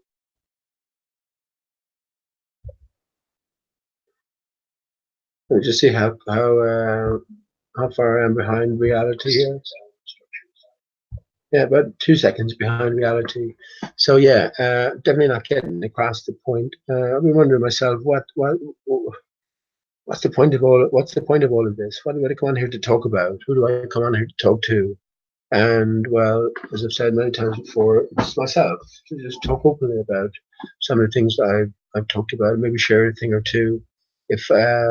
If I do seem disjointed or incoherent, well, yeah, as I say, it's for want of an area to focus on. So if I pick an area to focus on, I could spend hours and hours at it, right? But I don't want to sort of pressure myself in that way. So I just come on, play a few songs, and see what comes up for the most part. I've been sort of noticing about the arena that we're all in here, knowing that I don't know anything about anybody else, but the arena has taken a certain sort of turn, a certain swerve to it, and it's sort of something I expected to see. The way I look at things, everything is pre-written, right? So the timeline is preset, and everything then will act and react accordingly, following that certain script. So if you had any questions in particular, I could explain to the best of my thinking what is going on. Um, uh, Other than that, I would just tend to sort of go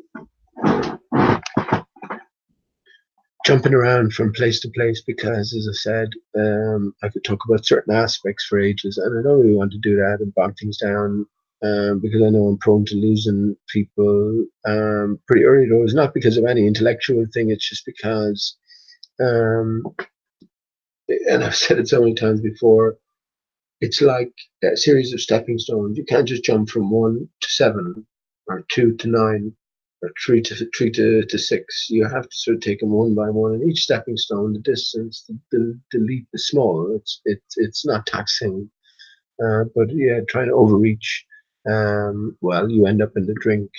That's the way I see it. So yeah, that's the way I'm coming from. I'm definitely aware that I come across in a certain way. So I can only can't apologize for that, right? But I can certainly understand um, maybe the confusion or the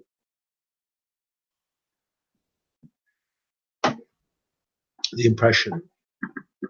Uh, Gaz asks, "Do you believe in God?" Maybe you're asking me or anybody else.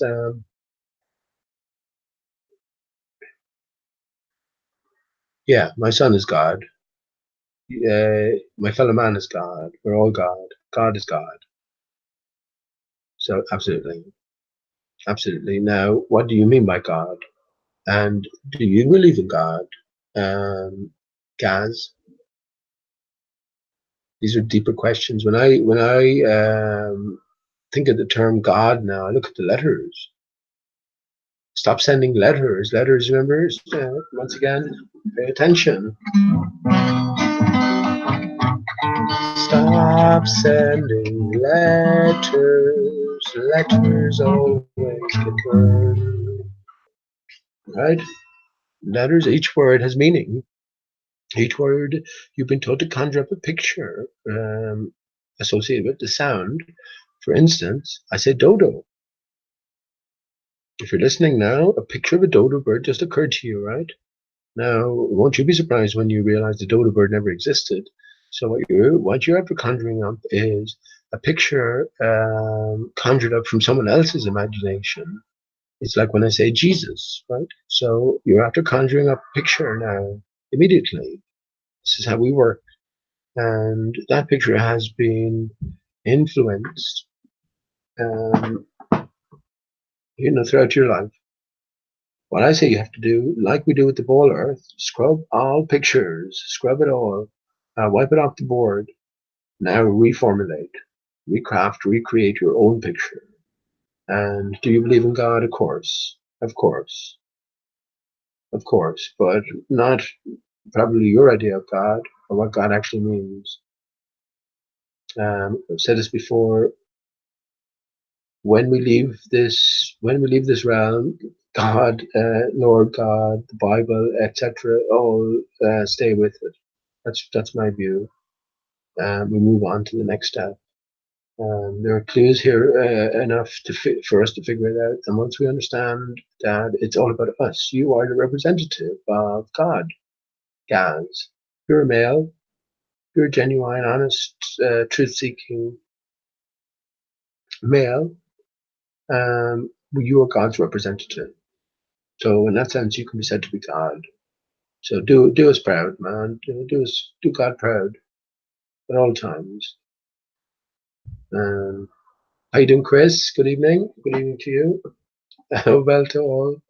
What I've added to Obel, Chris, is Obel OT.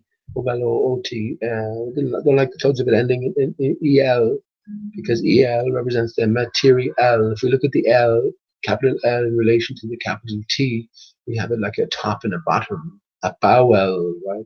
A lower and a higher aspect to us. And as humans, the higher being the immaterial, the thought comes first, and then the lower in non-judgmental terms, just in relative, realistic terms, is the material aspect. The immaterial is greater because we outlive, and not that we outlive, we pre-live the material. Again, my point of view, if I was to ask you, what do you reckon, Chris? What came beforehand, before Chris arrived into this world? Where was he? Was he? And where was he? And was he a he? What was going on? What's going on? Yeah, you know what I mean. So how can I, you know what I mean? How can I? I'd have to hear an answer to that before we develop that conversation. But yeah.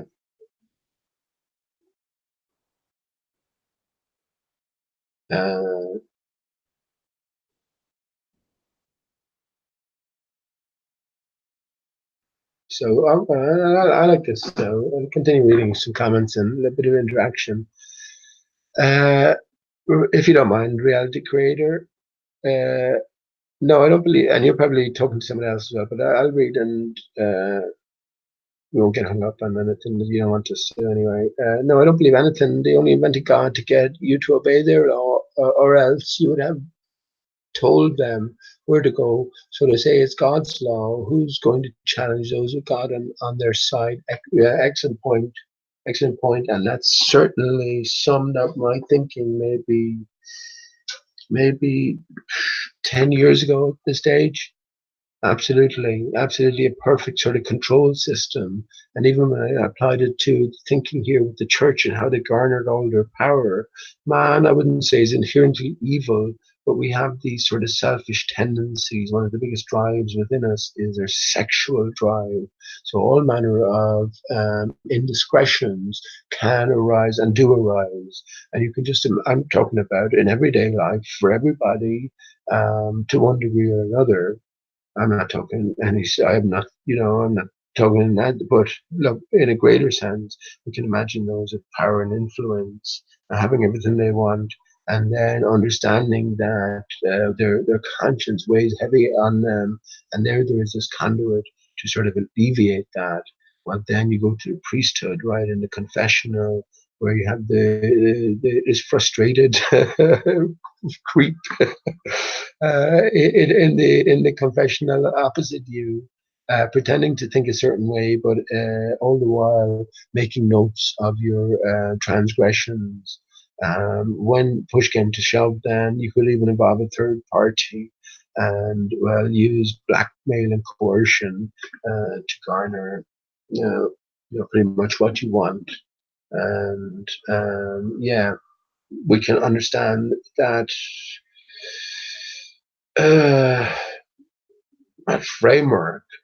We can understand that framework blossoming, absolutely, and that's certainly the way I thought 10 years ago. And look, I thought that way in light in terms of a Big Bang evolutionary sort of worldview. And now that I think of it now, a reality creator, let me address you specifically. Now that I think it now, and I have said this as well, and I do appreciate it, without a creator, without a higher power, I'm not talking about necessarily externalizing myself from anything or from the creator, but without that knowledge of a higher power, a higher reason, I would be in an absolutely hopeless situation. When I thought like this 10 years ago, I didn't know about any of this, much of this conspiracy stuff. I knew about JFK, but only via like the likes of Oliver Stone's movie to us. And it was before I started looking at anything conspiratorial in 2010.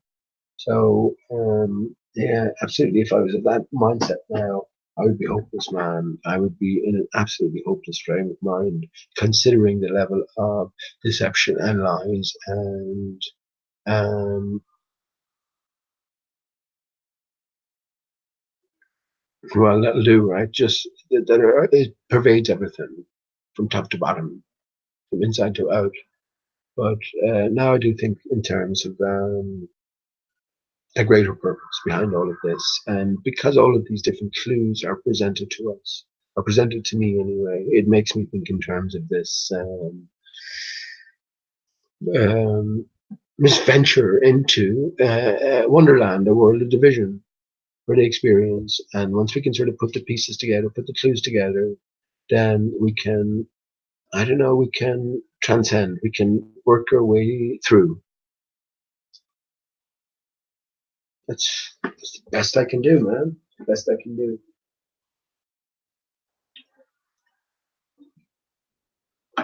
Does it mean giving up everything? I think so. But once we realize that everything, what is everything? Everything is nothing. In an illusory universe, everything is nothing. So I guess once again, what do you want? These are the deeper questions with flat Earth. It certainly doesn't become any easier when we get to that level of truth. It becomes more exponentially more difficult in one sense because so many other things now become possible. And this is what I find I say in a big enough sense, insidious about all of this.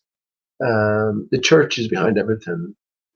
So the church were waiting at the door of flat Earth with their Bible, their book in hand, and we were meant to then cling to that, as at least something that we could hold fast to. We did away with. I'm just speaking in general, speaking particularly about from my point of view. Did away with a 13.7 billion year old universe and 4.6 billion year old Earth.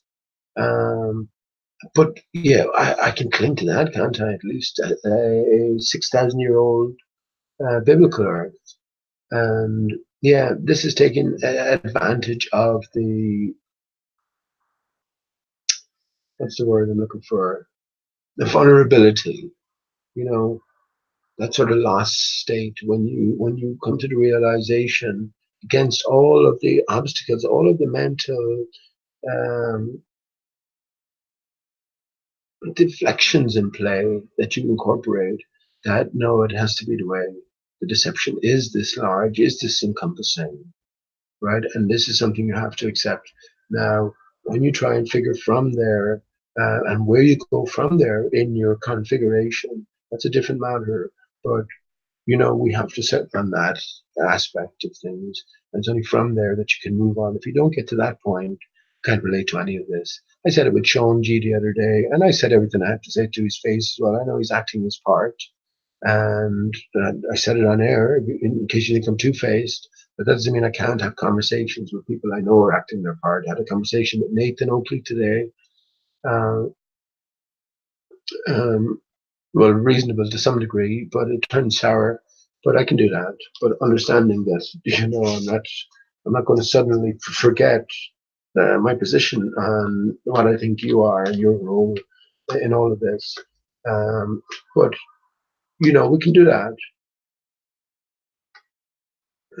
without apology uh, and with awareness, right? That's what I say to myself anyway. So be myself at all times.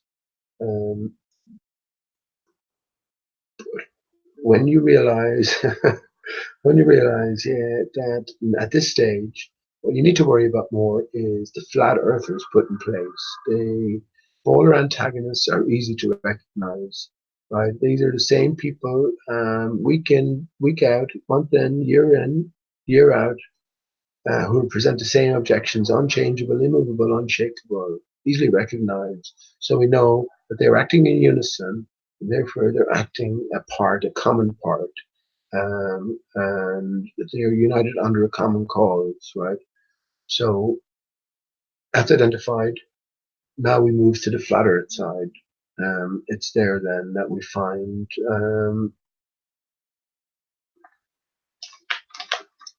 the opposing acting truth. And these become the more insidious. And as I said, I don't like the word. I don't like to use the word insidious, but it really is. It really is. It's when it's taken advantage of that vulnerability, and uh, I think we'd all agree with that. This becomes the more again, insidious is a good word. Insidious crime. Um, so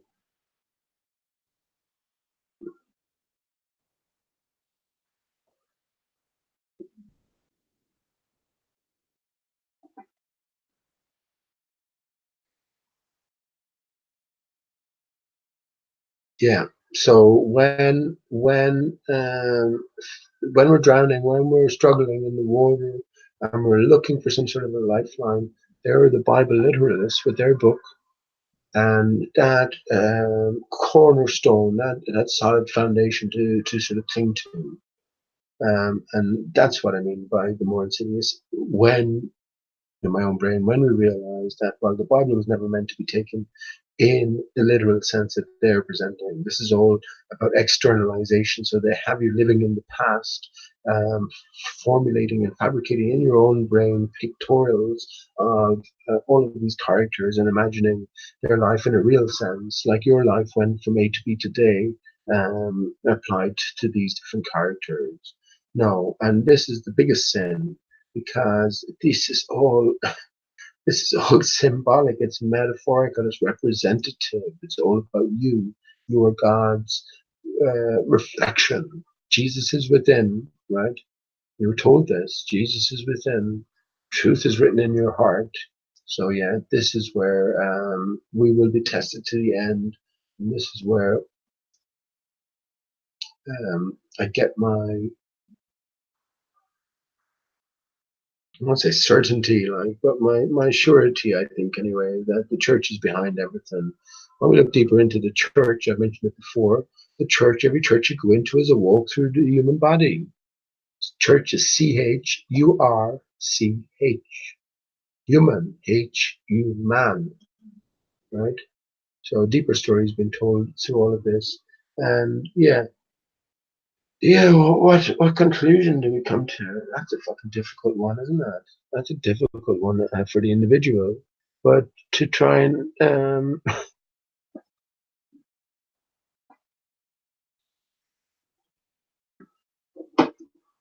try and think about it is hard enough. Not to mind to try and relate it via the verbals.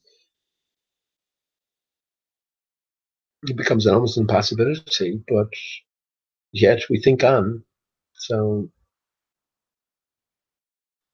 All right, man. Chris, take it easy, bud. Take it easy. I know I'm waffling on now, but yeah.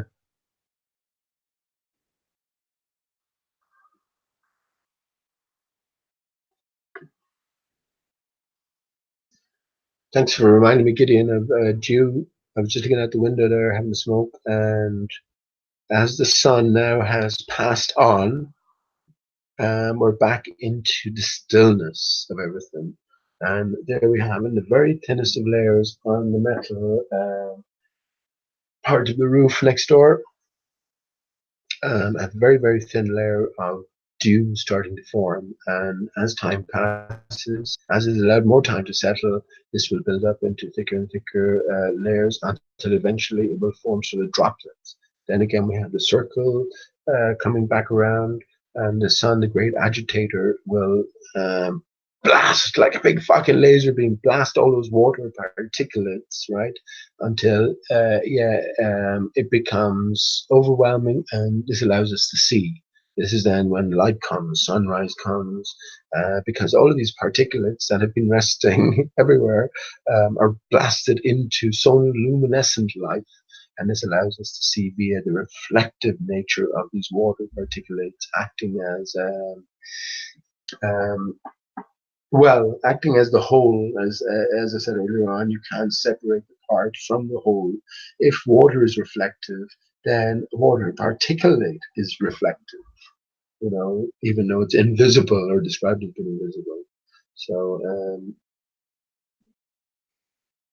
2.88. How you doing, man? Did you miss the moon yet? I saw the moon tonight, man. I saw the moon tonight, and honestly, I know you have your own views on things. I haven't been looking into them. 2.88, but I saw the moon tonight in the thinnest of slivers, very close to the sun. And for me, I just see once again a prime reflection and a reflection of a reflection against a contoured barrier.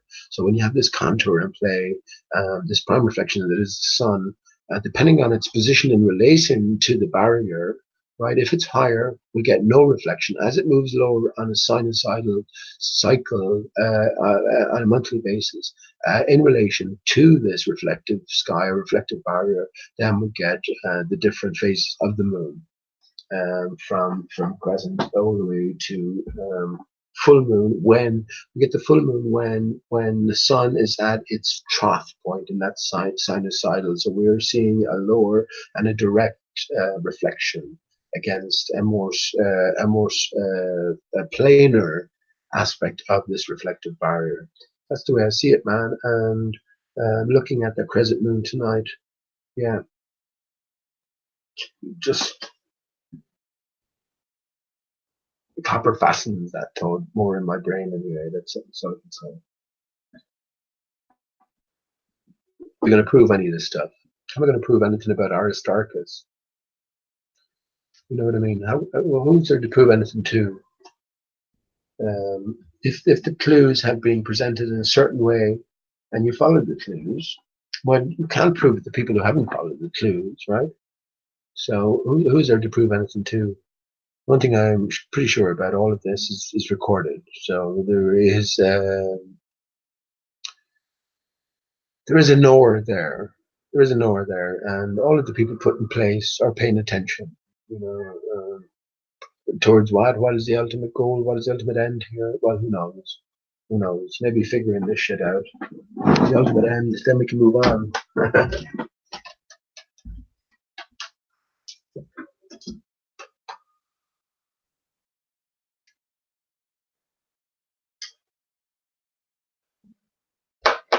We have to think about a song.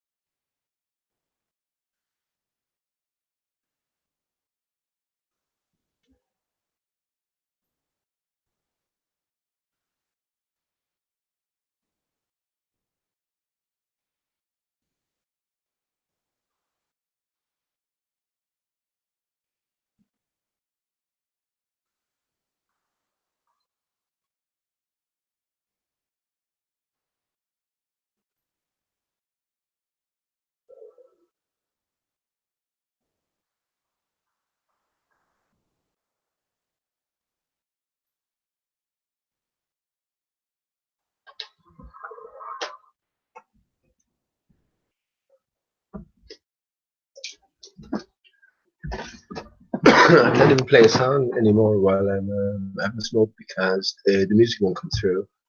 So let me just get up the lyrics of a song I just thought of. I played all these before, of course, but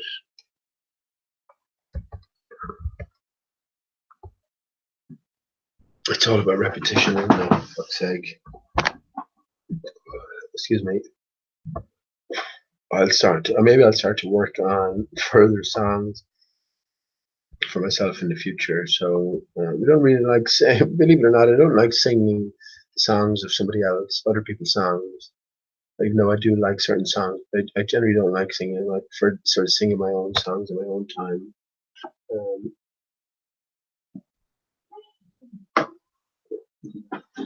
But let me sing this. Another very significant song, just in terms of my own journey, realizing Bob Dylan, another icon presented to us, is another fabricated character. The corporation that is Bob Dylan actually registered as a corporation. So they keep the brand going. And, well, for me, it's the same hidden hand that's behind everything. So,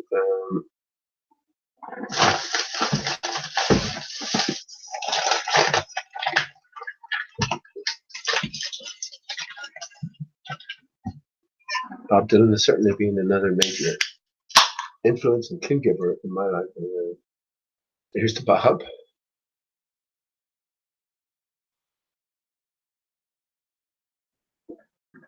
So whoever Bob may be, this song was a clue for us. When either the first or the second Bob, I think it was the second Bob, was leaving, and he took the tune from. So let's see if you recognize that, right?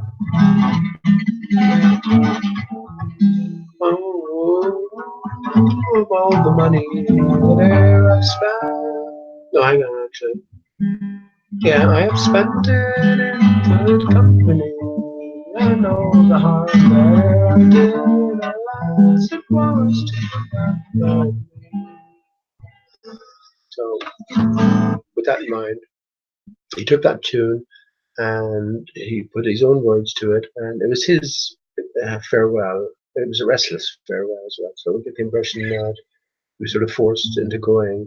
So what I think they do is they just switch out the character, and whoever plays the part, he goes on to play a different part somewhere else, or goes into retirement somewhere and keeps the secret. So yeah, let me sing this anyway, as it's quite enough song. And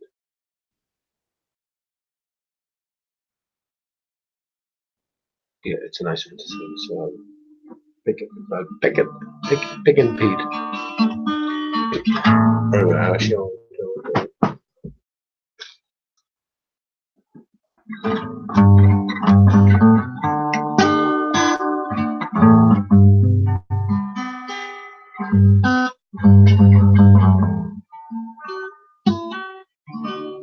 all the money that in my whole life I did spend, be it mine right or wrongfully, I let it slip gladly past the hands of my friends till I've tired time more forcefully. But the bonds are done, we killed each one, and the table's full and overflowing, and the corner sign said it's closing time. So I'll bid farewell and be down.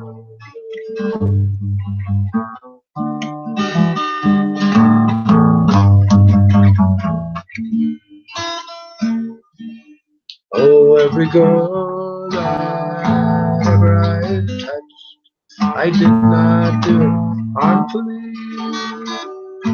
And every girl that ever I had held, I did not do it knowingly. To remain as friends, You need the time to make amends and stay behind. Since my feet are now fast and point away from the past, I will bid farewell and be down the line.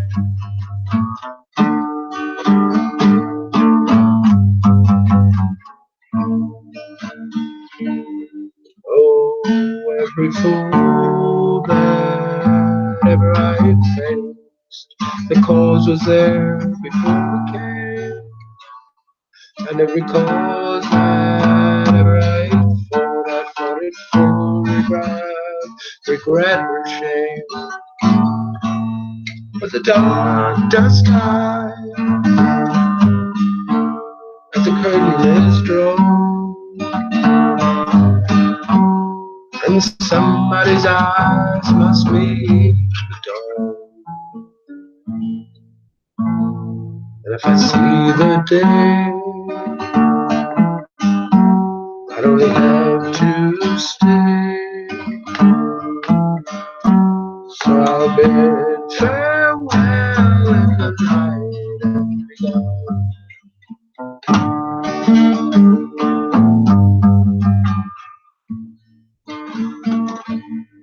Oh, every thought that's ever strung a knot in my mind, I might go insane if it couldn't be sprung. And it's not to stand naked under unknowing eyes. It's for myself and my friends that my stories are so. But the time ain't told, yet on time you depend.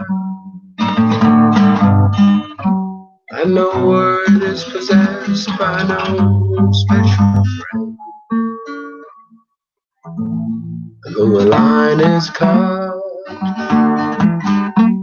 it ain't quite the end. So I'll bid farewell till we meet again.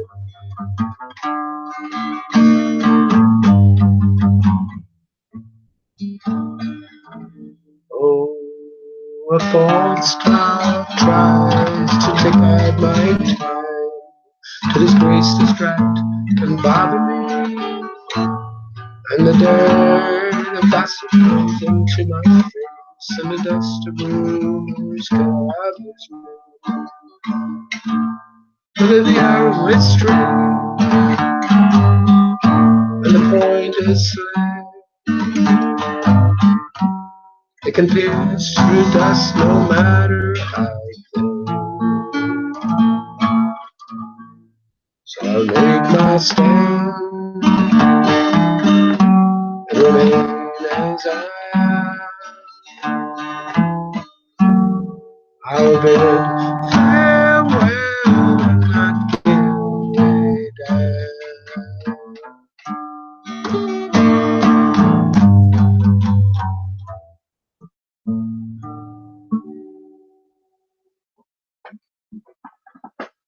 Message to all of us from Bob Dylan as he was departing the role. Someone else was taking the place.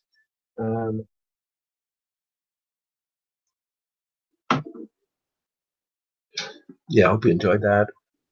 Restless Farewell. If you want to listen to the original, just type it into YouTube. I think it's from the Times They Are Changing album. So, you know, it's what's in a name. Well, everything is in a name. It fits according to a script, and everything within a script revolves around a certain concept or construct. And if we have that, then we can build out rooms.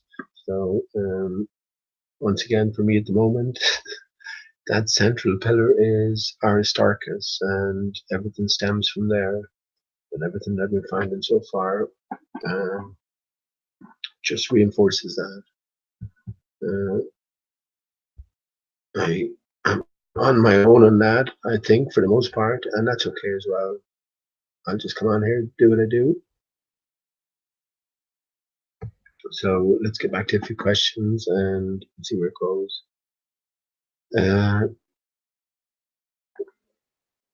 Well, that's interesting. I was thinking about a rainbow today, 2.88 mile mushroom, and well, the rainbow's God's covenant, God's sign to man that the destruction wouldn't be completed. So after destruction, the rainbow came into being.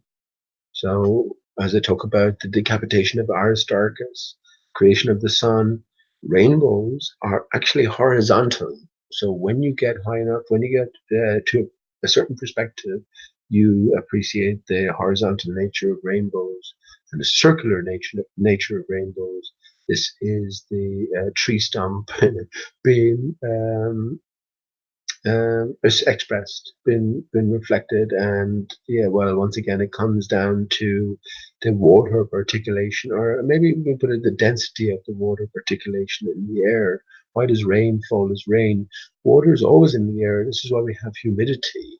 It's only when it gets beyond a certain level that it sort of coagulates, and from the tiniest particulation to the more tangible articulations, eventually to raindrops and everything beyond. So that's the way I see it. Can you land on a rainbow? Well, can land. What's the source of a rainbow? You have to think of it in those terms. Can you land on the source of a rainbow? I think maybe you can if you have the key. If you have the key, and here's part of the key, 2.88. Let me share my screen. Here's a big part of the key.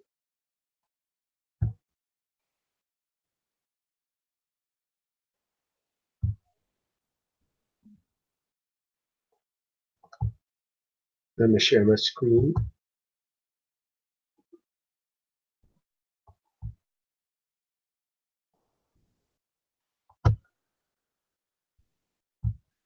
I don't know, I can't share my full screen here, and I don't let me do that. But that's okay. Hopefully this comes up. Let me think.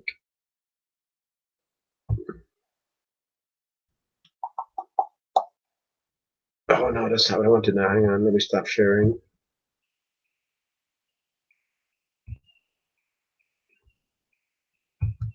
Why won't let me share my full screen here? There's maybe a few changes made to Google Hangouts as well for the better that allows them not to be sniped and porn bombed. But I'm not sure about that. Definitely not willing to take the risk again. But this is an excellent key. Oh no, I can't share my entire screen. That's excellent. Okay. Right. Here we go. So this is an album by the Beatles. Which album is this actually? Northern Songs, it seems to be. Northern Songs. Well, there we have the reference to a northern significance, a northern center. But if we look at the credits below, Lennon McCartney, G. Harrison, and R. Starkey, Ringo Starr, R. Starkey, right? So this is out in 1968. Well, it turns out that, okay, I might as well, since I can. So remember R. Starkey, Ringo Starr. So now that I can do it, let me do it.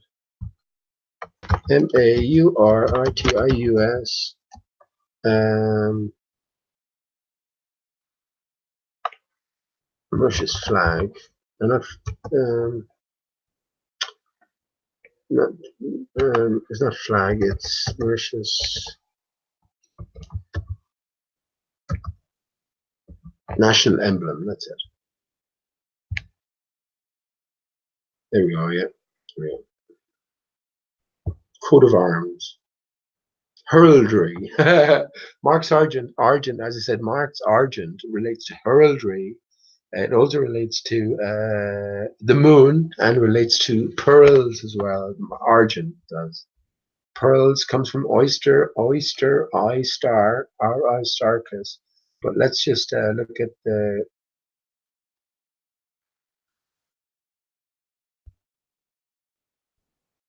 coat of arms. So here we go, yeah. Here we have the dodo bird, and here we have a deer, doe deer, female deer. You have two trees, right? Look where the two trees unite. Remember, we're in a divided state, and it's all about this reunification. Yeah, here we have the shield, and here written on it, let me just zoom in a small bit. The coat of arms. The coat of arms consists of a dodo bird and a sambar deer supporting a sugar cane and a shield divided into 4 sections. Country's motto, Stella Clavisca Maris Indica, the star and key of the Indian Ocean, is displayed in a Latin ribbon below. Right? Star and key of the Indian Ocean. So with the dodo featuring on the national emblem, a coat of arms of Mauritius, and back to the Beatles, where Paul is the dodo. Here we have our star and key of the Indian Ocean, connecting us to the dodo. Here we have George G. Har-I Sun, R-I star key, R-I star cuss. As once I said, John Lennon is a Christ-like figure. You know, Aristarchus is Christ's aura. Everything goes back to the sun. Here comes the sun, the Beatles sang. Everything goes back to the sun and its central role in all of this. You see, you think the sun is not in effect when it moves out of your range and nighttime comes. No, the sun brings with it nighttime. The sun, this is now what I understand by Lucy in the Sky with Diamonds. So, as I said, when I found the Milky Way on the moon, I progressed from there, understanding that the moon is a reflection of the sun. But how did I reconcile that realization? What does it mean that the Milky Way swathe and other constellations are to be found in the moon? And at the same time, then understanding that the moon was a reflection of the sun. Well, yeah, the sun is the primary reflection of something different, which is Polaris. And it's the sun then that is reflecting the rest of the universe. Lucy in the Sky with Diamonds, well, the diamonds are the rest of the stars that the sun projects. So again, it's all a projection system. We have a central source, which is Aristarchus. As Aristarchus, we can even see the apple here. Look, isn't it like I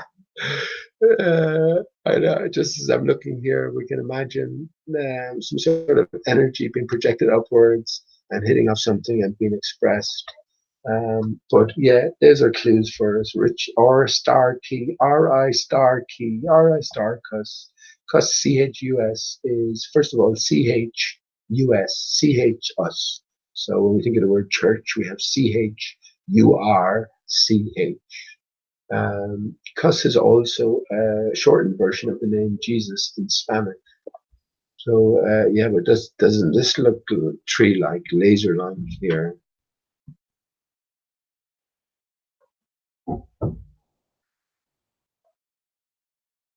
That's just a by the way.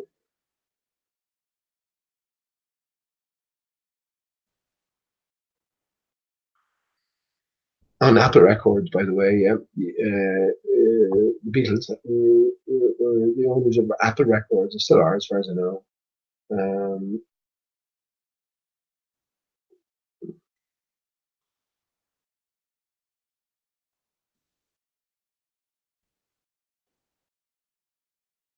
So there is that connection, right? There is that connection. Let me bring up something that I was talking about the other evening to show you that it's not just, even though it may seem disjointed and random, it's not. I'm just sort of bringing memories together and things that I talked about ages ago and sort of connecting them around the same thing.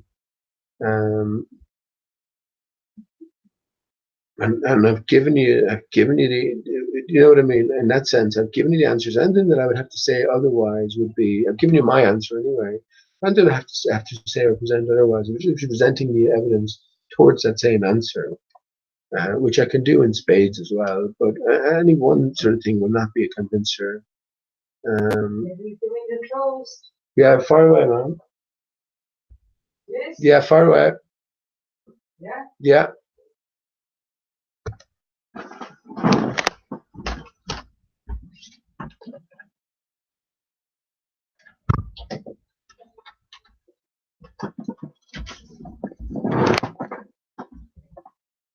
Okay, anything I would say to you, or anything I would present would be just along that path, you know what I mean? So,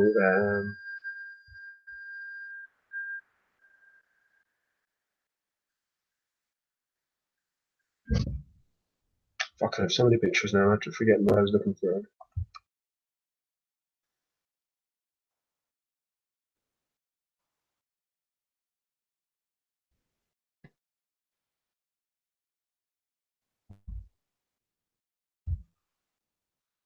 Okay, I'm gonna have to go through the pictures to remember.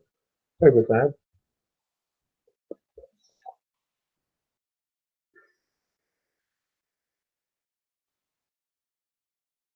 That's an excellent picture here. That's why I save all these pictures. Look at how much that resembles the dodo bird. You know, and if we remember at the early days, none of this. Oh, that's a excellent clue here for us. Look, because this is what I've been saying is going on. So they've put in what we consider Antarctica here. Oh, look at, wait, hang on, wait, we see this now. Watch this. Look, do you know what immediately occurred to me? And I have it right there as well. Perfect.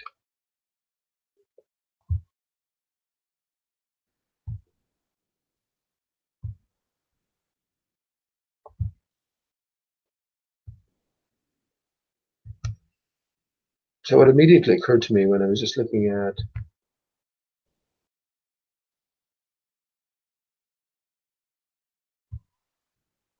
Antarctica here is the moon itself.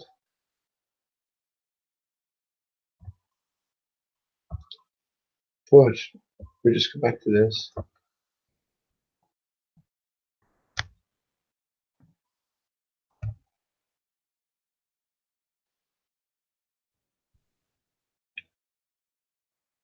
What I've been saying all along is what Antarctica actually is a frozen over North Center. Because we know Antarctica is the extremities, it's all the way around. So that's what I've been saying here, and maybe that's a little clue for wherever this map is. I don't know where I got that picture. Flat Earth map, Air Force. Okay. Very dodo-like, isn't it? Unbelievable dodo-like, you know, and well, as I say, it's a game of clues, and the clues are there for us to piece together, as I see it.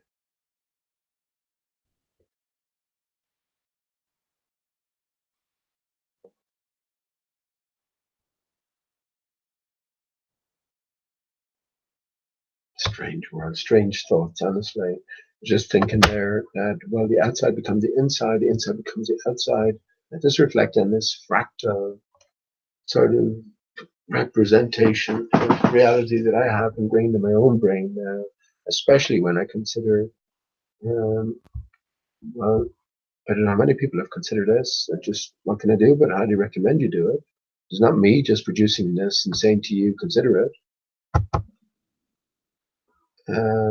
This is coming from different sources, and when we understand what we're seeing here, we're looking at the same things. Imagine this protrusion here is a big slide.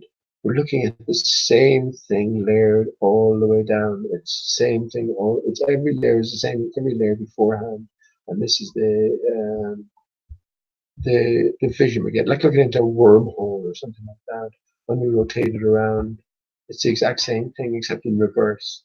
Every layer is the same as every layer before, but just coming out towards us. It's the ultimate hole of mirrors, the ultimate in optical illusions, and while it plays such a pivotal part in everything, it definitely does. The mirror sky is the key to everything.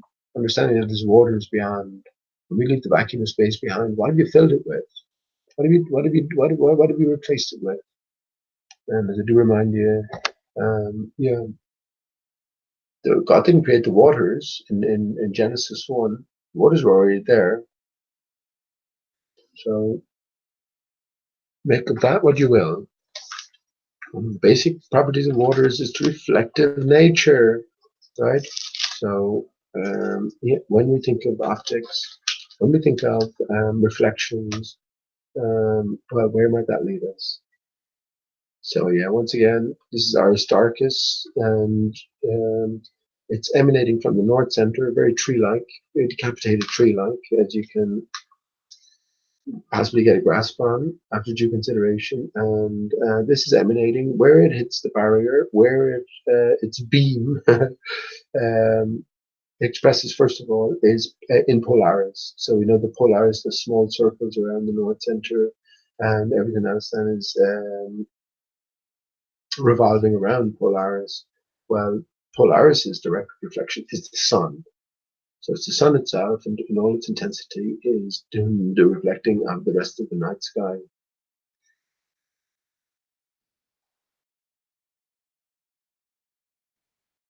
And that's what Lucy in the Sky with Diamonds means.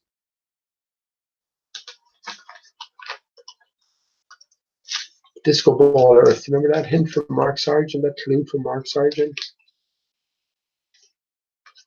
Mark Sargent Pepper's Lonely Hearts Club Band. When you look into Sgt. Pepper's most famous album in history, it's a walk through Alice in Wonderland, from the opening to the end song, and yeah, everything is connected in this sense.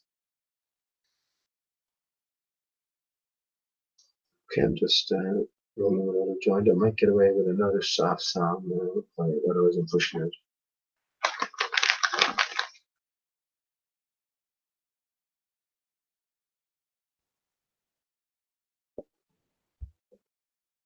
But highly recommend it. Look, I'll put the link up here. Honestly, just what can I say? Spend some time with it. Just think about what you might be seeing.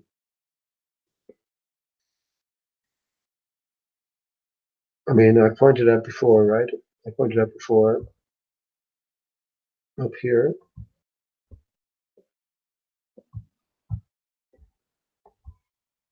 It's the all-seeing eye here, and this is the expressed in the clouds. You can see it. You can see it on a continual basis when you know what you're looking at. Especially as it's the same thing that's been expressed over and over again. But not to dwell on Aristarchus anyway, but highly recommend that you just get a link yourself. I provide one here.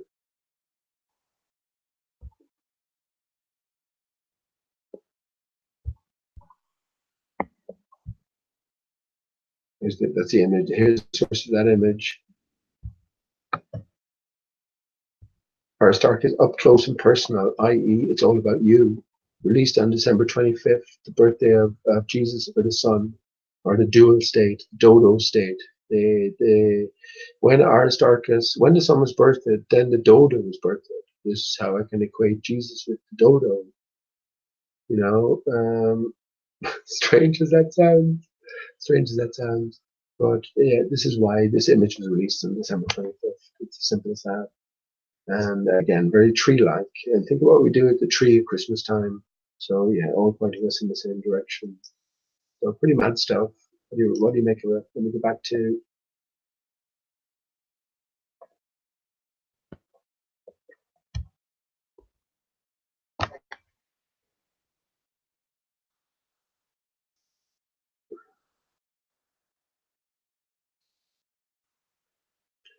how you doing, Baron Bronxkovich? What I say the moon is, it's a reflection of solidity. So what we have to reconsider our notions on light.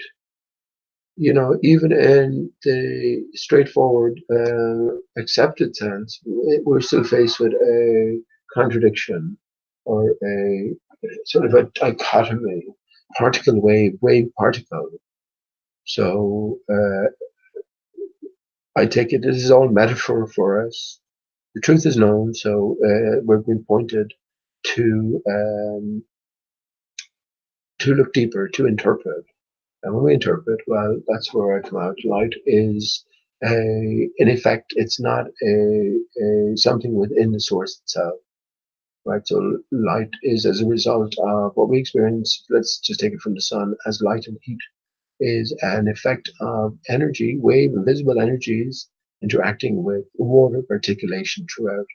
And this is what we experience as light, which allows us to see via the receptors of our eyes, and also, yeah, as heat via our skin and our nerve system. We can detect as heat or excitement. So all heat is just excitement. It's the energizing of particulations or particulates. Is that audio's gone a bit quiet? Okay, it shouldn't be.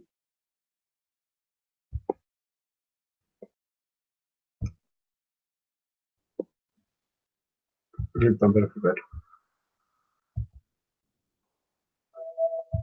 I hope that's better. Let me talk up a small bit as well. Anyway, we don't. Gideon, you said we don't know fuck all about the luminaries. Well, I say the complete opposite. I say that everything is known about the nature of the luminaries. We might know it, but everything is known somewhere. And yeah, I fundamentally disagree. And I certainly would disagree in terms of thinking that we can't know anything about them. You know, if that's the case, we might as well stop our search here.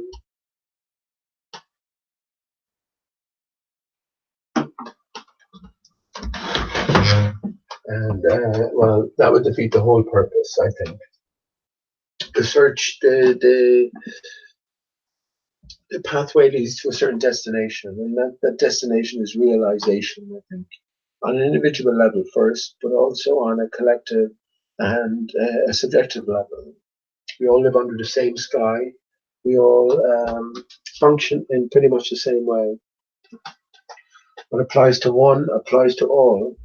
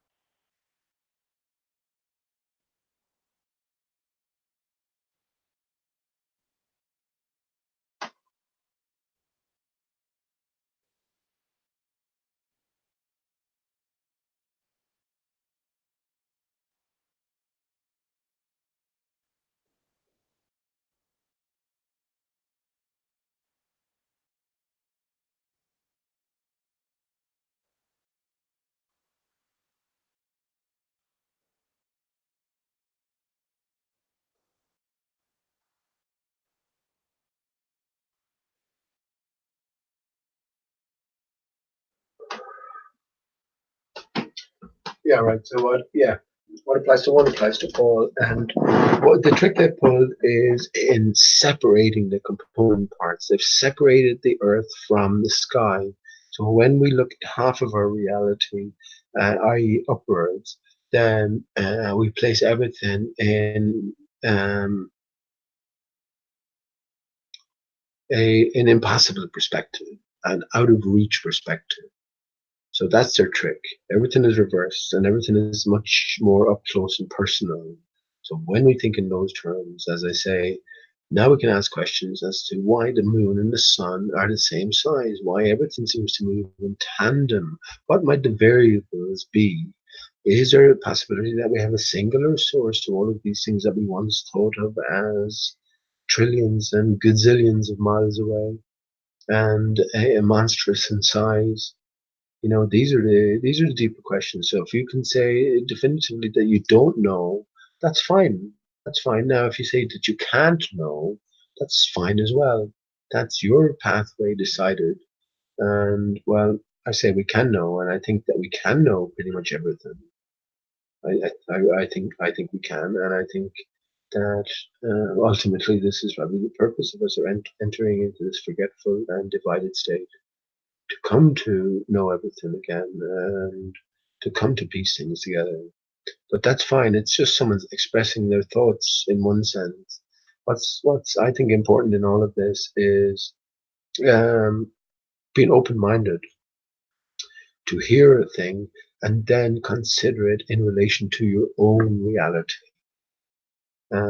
Of course, if I was to say any of this sort of stuff to any ball earther who was genuinely sort of entrenched in fantasy, and none of it would make any sense on any level whatsoever.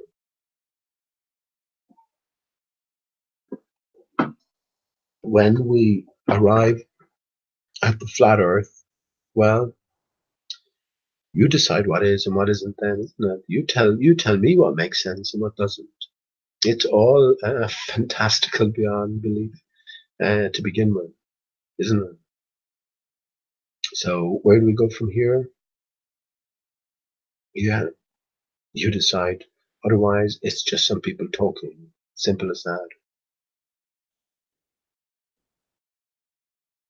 So Reality Creator says, I agree, Pete. We need to know what it's all about, how it all works, and how it all interacts in the shape of the Earth, and what it measures is a big distraction and doesn't change anything either way. Well, if that's your position as a man, as an individual, who's going to take that from you? You know, your position will necessarily vary from my position or from Marve, how you do Marve, or Irving's position. So I guess we decide in one sense the limitations. When we get to flat Earth, Gideon, more to you. Are you saying we have less chance now of knowing what the stars are, or in relation to what? In relation to what we have rejected the stars as being, in relation to what we think the stars are not?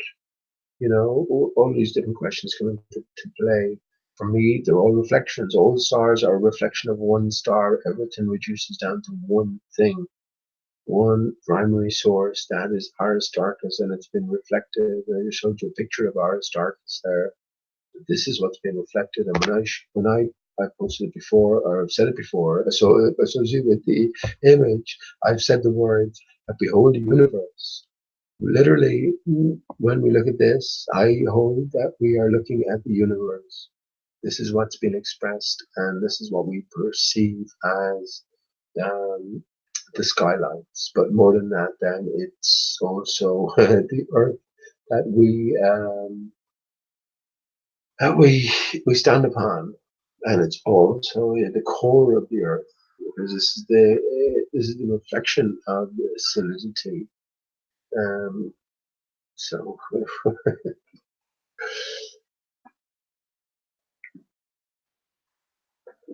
this is the decapitated tree of life, and all of these different patterns can be seen expressed above our heads in the clouds. It's the same pattern that's been expressed. Something associated with the earth is moving if we look upon it as a closed system.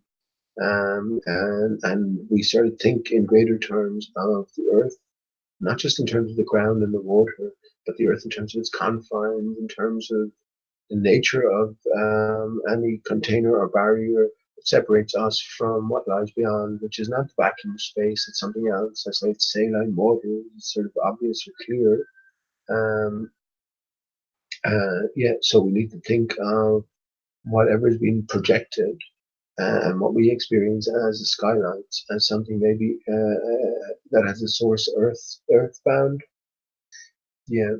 So when I say earth, I include all of these different components to my thinking. It's that greater picture.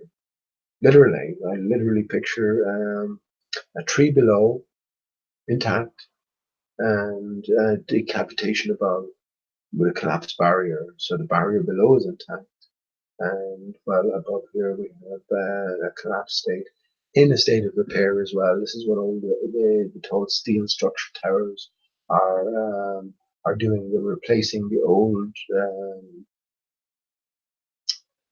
temples or the old supporting pillars that were the giant trees, mostly along the desert areas, now desert areas of the earth. Steel structures, and they will act like ray guns to sort of reinflate the bubble. Crazy as that sounds, I mean, but that's the way I see it. That's the way I see it. And yeah, we went back to the choice of body parts. When we associate that with tree parts, we come up with a list far longer than what we ever expected. So it's kept, all of these things are kept in our consciousness. So as we know, stories are unfolding now. Flat Earth is just the beginning. So what other stories are being told? Well, again, that's down to you, the reader. Um, and it's down to you, the experiencer. It's your story, or it's my story, the mystery, right? So we've done away with his story. So where does that leave us? This amazing picture. As I look at this, can you not just see the landslide all the way down? This is what I mean by it's. The further you choose to look into Aristarchus here, the more you can look into it. It's like a parallel mirrors. This is the sort of idea, like parallel mirrors, and the more you try to look deeper into it, the more you know you can see into it. But the less you can sort of resolve, or the less you can focus on beyond a certain point. Exactly the same here. All the way down. Turtles all the way down.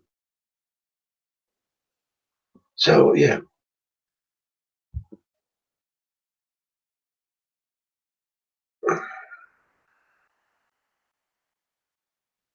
So reality creator says, just as I come back into the chat, so you're talking to someone else probably, but not at all. I go by my experience, common sense, and objective reality, which tells me I'm on a plane, but I can't prove it because telling you makes it subjective. Yeah, it's a difficult one, isn't it? It really is a difficult one. We can't prove anything to anyone else. The best we can do is move on, advance in our own understanding, in our own formulation, right? And along those pathways, because we've improved so much, we will set rigid and solid foundations and stepping stone points before we jump on to the next point. That's the best we can do, honestly, man. That's the way I see it. That's why I see now as I come on here. It's not about presenting anything in particular whom I have to convince, you know what I mean? But who knows as well what might come up and what might lead to somebody. A little clue here, a little clue there. Works both ways. Might help you along then towards the next step of your time, your journey. Um, Yeah, so how are you doing again, Irving? The honeymooners were Alice, Ralph, Wolf, and Norton and Trixie, right?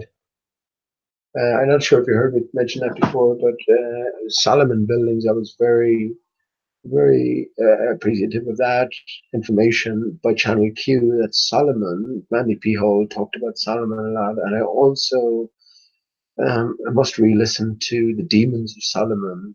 Um, yeah, much told, much truth told to that the demons are the. What I got from it in a basic sense was, yeah, well, it's all about the separation of the immaterial and the material. It's all about the vices and the virtues and overcoming the flesh, right? Overcoming the material, and then everything takes on a different um, hue, human. But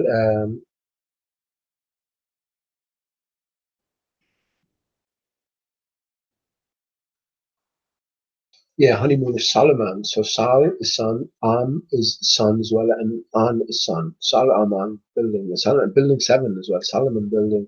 A lot of people got into 9/11 conspiracy via the Solomon building and the impossible looking collapse from little damage apparently.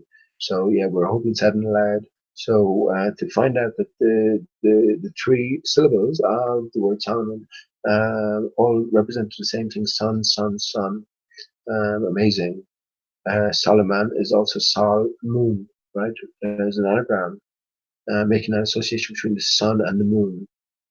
And once again, yeah, for me, one is a direct reflection of the other. It's just that light is not what we think it is. Once you get so high, this is what I imagine. Imagine you coincided the arrival of a full moon with your launching of a balloon, high altitude amateur balloon, with all well equipped, etc., camera wise. Yeah, as you get higher and higher and coincide, let's say it would take 3 hours for the balloon to reach its maximum height, and you timed it so that when it reaches maximum height, that was at the point it was closest to the arrival moon. I pictured it, I have pictured it for the longest of times. As you rise up, that moon, even though it's coming closer to you, it gets smaller, smaller, and smaller because you are, you are entering the thinner layering of water particulation until eventually, as you go high enough, it will completely disappear.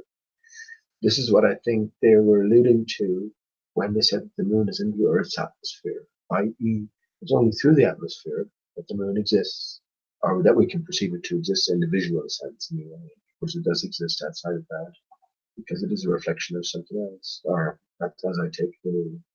But yeah, as I said before, am I the first to suggest singular source to all of the skylights, all of them? I mean, surely someone has suggested this before, but this is where I think then in terms of flat Earth has to come into this because it can't occur to you if you don't think in terms of flat Earth. If you think in terms of the traditional model, well, then again, we have been separated from everything else by bleeds and vast distances and you know, vast swathes of time, etc. I encourage more to think about it and think about a singular source and think about the different variables that could allow us then to perceive reality as we do, as irregular in terms of the movement of the skylines.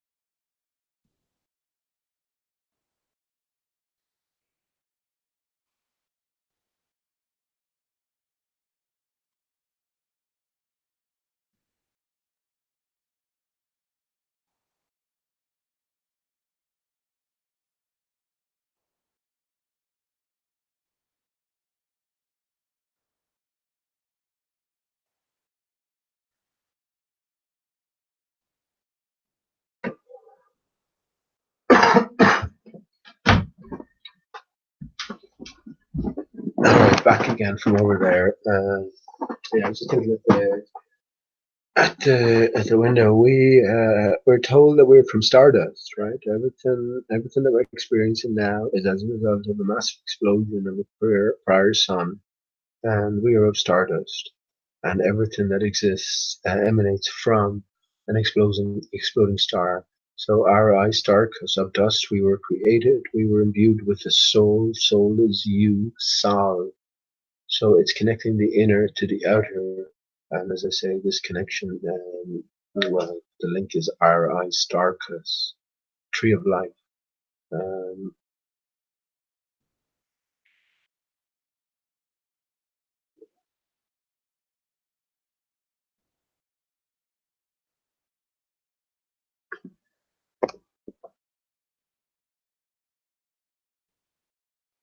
yeah, you have some very interesting thoughts as well. 2.88 mushroom, one mushroom, very, very interesting. Very interesting.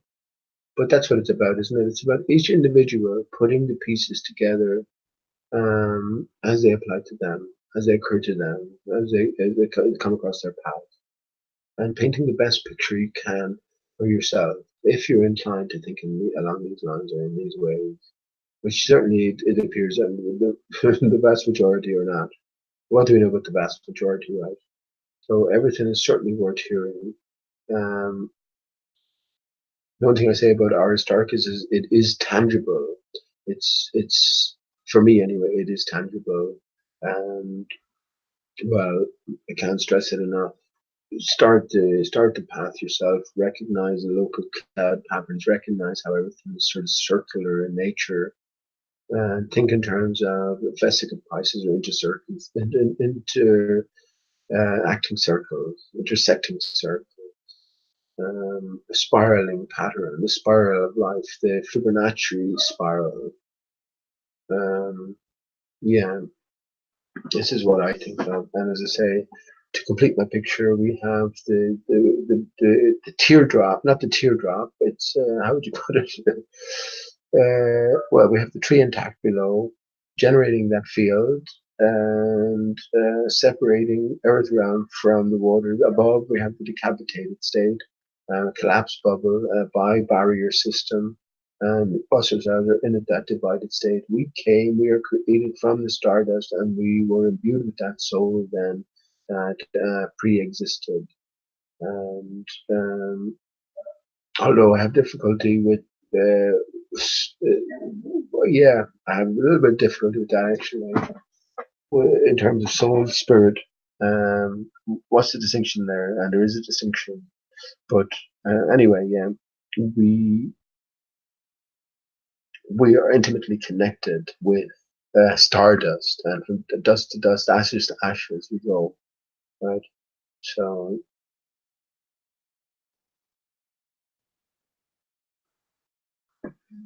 these are my line of thinking. But I agree. What can you prove to anyone? You can't prove to anyone. You can't talk to anyone in reality. You really can't.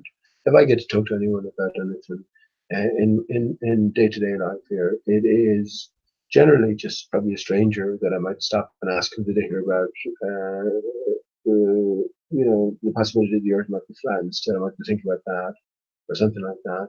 But I can never venture into the deeper areas. And when you have sort of an out and on line to talk about some of these things more openly, you're always sort of shut down. So it becomes impossible to venture openly anyway into areas of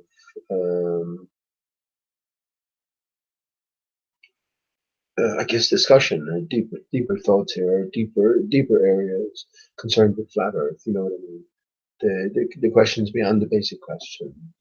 So for the most part, as I say, it's that isolated journey, and there's no one to sort of preach to, and maybe that's a blessing in disguise as well. Not that I feel the need to preach to anybody, but that I know pretty much alone on this journey. Maybe allows me to just speak more plainly and well, carelessly in a sense, carelessly. Um,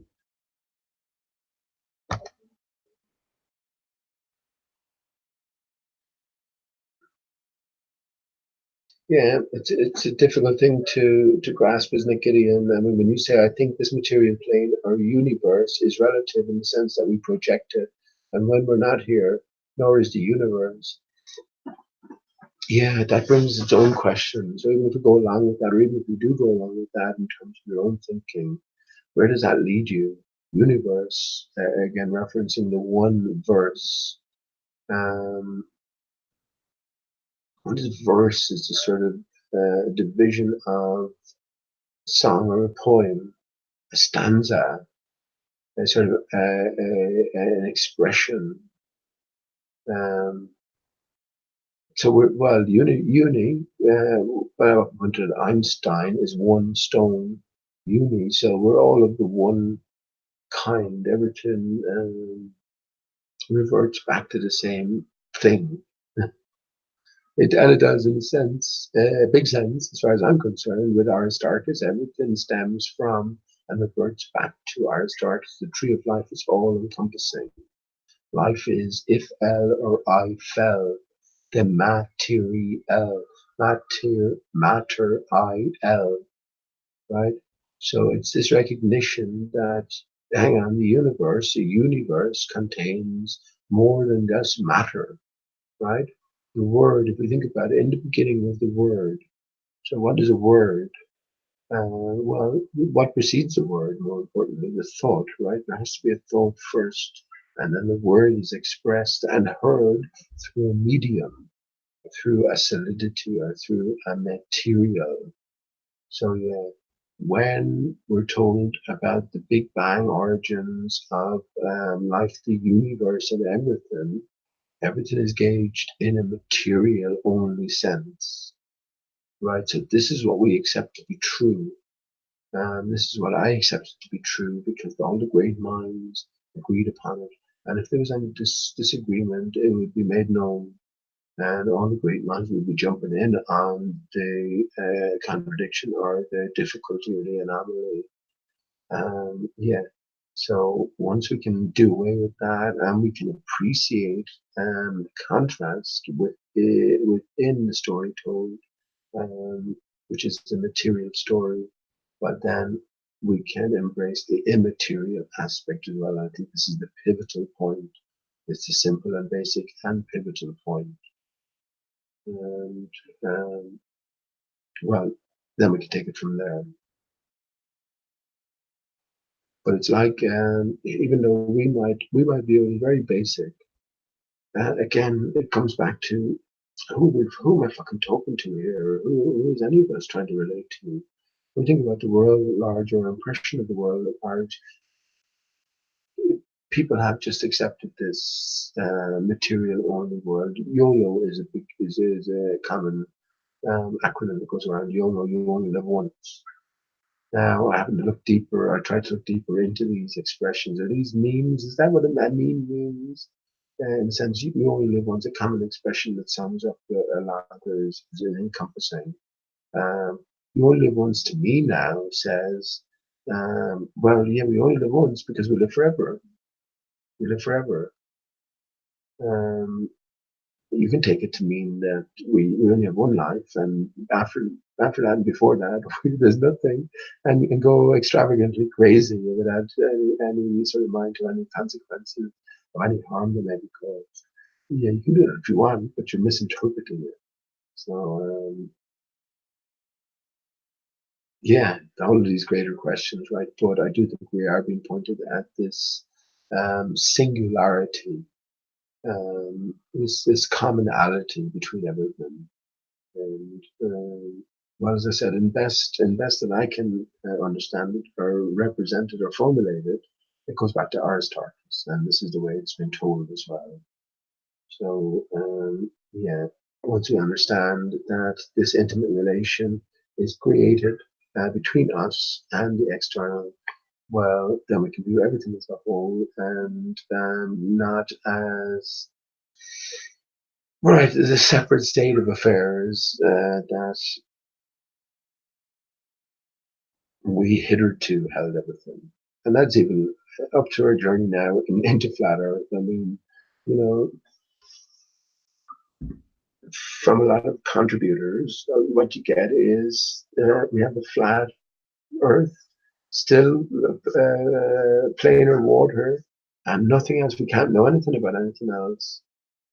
Yeah, that leaves us in the right pickle, I should imagine. And I'm glad I'm not there. And even if I'm absolutely and completely and fundamentally wrong, I put my picture, oh, at least it's my picture, and I'm following it in as honest a way as I can be to myself, right? Um, that's the best you can do, isn't it? I think if you do that, well, you'll never be wrong then. And even when you are wrong, you'll still be right.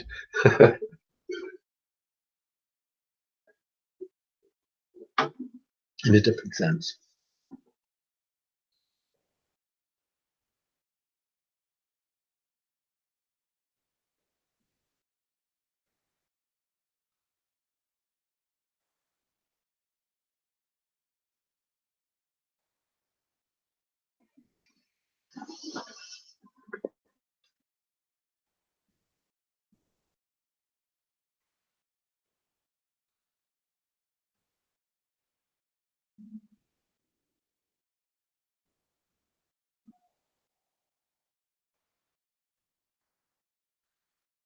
Baron Brankovic says, interesting, I'll digest that bit of info and put it together with my own observations. You were talking to someone else. They are a funny pair, the sun and the moon, no doubt. Well, as far as I'm concerned, we are being constantly encouraged to link the two. And as I pointed out about the Apollo missions, what preceded the Apollo missions were the Gemini missions. They paved the way for the moon landings. And again, we know it's all storytelling. So what story has been told? What greater message has been transmitted? Gemini signifies twins, and Apollo relates to the sun. So we have that sort of connection suggested.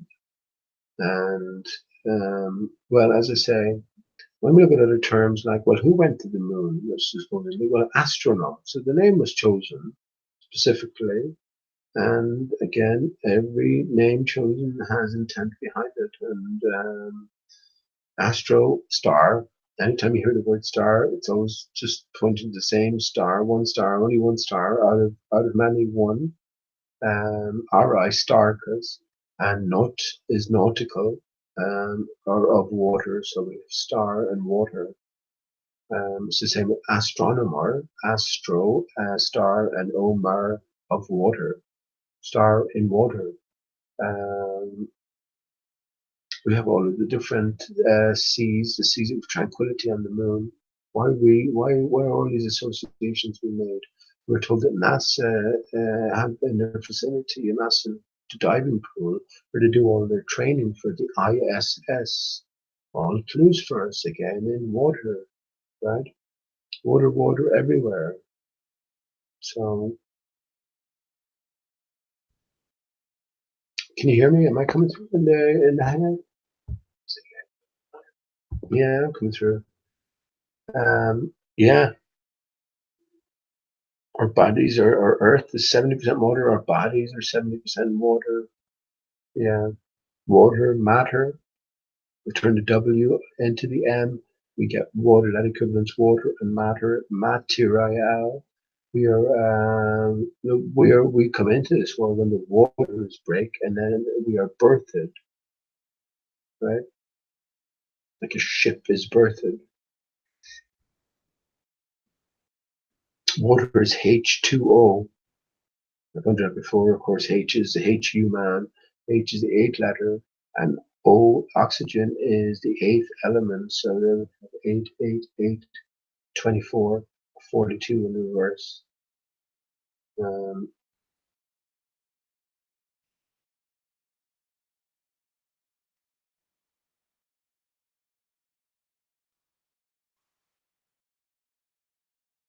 Sometimes it's tiring to contemplate, right? Way BMX.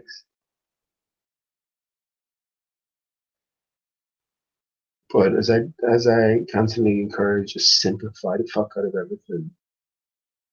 Simplify it. I'm just looking at the crescent moon there tonight, and honestly, shit, I can't see it in any other sense. And everything is just so fucking up close and personal.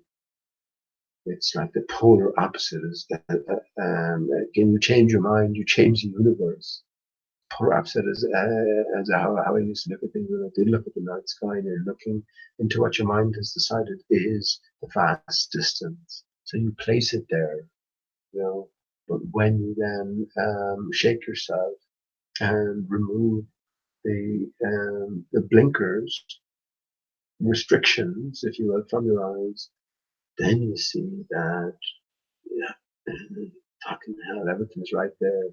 Everything is moving seemingly in unison on a nightly basis, a daily and nightly basis. We notice variations over larger periods of time, but yeah, when we start thinking in these terms, then we can start incorporating different factors into our considerations.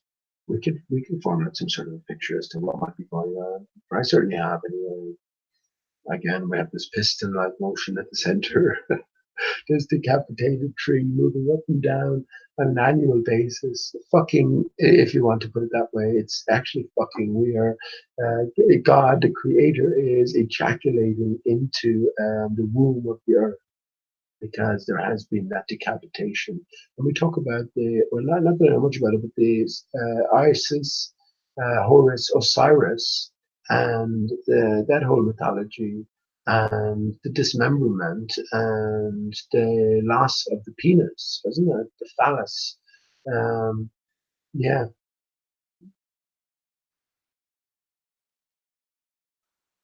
Horus, of course, is an anagram of hours, right? And as I've said many times, time as we know it came into existence with the birth of the sun out of destruction. The sun came into being out of massive destruction, out of decapitation. So in that sense, is the birth of Jesus something that we should be celebrating? I would say no. In true knowledge, no. But when we understand then that Jesus is us and we are in this divided state, well then the script is set and we have to go through the process. Why we entered here, that's a different matter, isn't it? The fuck are we doing here? What if I ask myself, why would I do this to myself? Well, all, how I can justify that is when I think in terms of eternity. Then I can possibly understand why I might have entered here um, out of pure consent, just for the purposes of experience, for the purposes of division. You know, but otherwise, very little seems to make sense. But I'm sure everything will have a resolution, and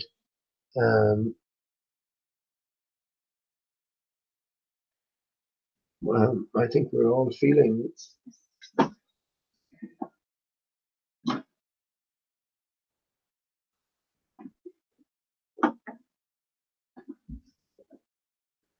We're feeling things resolve, dissolve. All illusion must be shattered. And as I say, the Globe Theatre has shut its doors, curtains down. So yeah, everything associated with the illusion has to go. And well, which one of us hasn't come by so much truth in our search? This was given to us. We were encouraged at every step of the way. And well, make of it what you will. No one can take your thoughts away from you, right? You needn't play a good game. You needn't even be able to talk a good game, but you can't think a good game. Can't think of a good game, and this is where simplification of everything comes into things. Clever now is the new dumb, right? Look at all the brains on the ball antagonist side, and amongst them all, if everything as it seems, they know fuck all, because all they're doing is just parroting the imagination of somebody else and pretending they understand something. When no, all they're doing is picturing something, imagining something, and trying to express that um, in a worldly sense. Yeah, everything's a little upside down.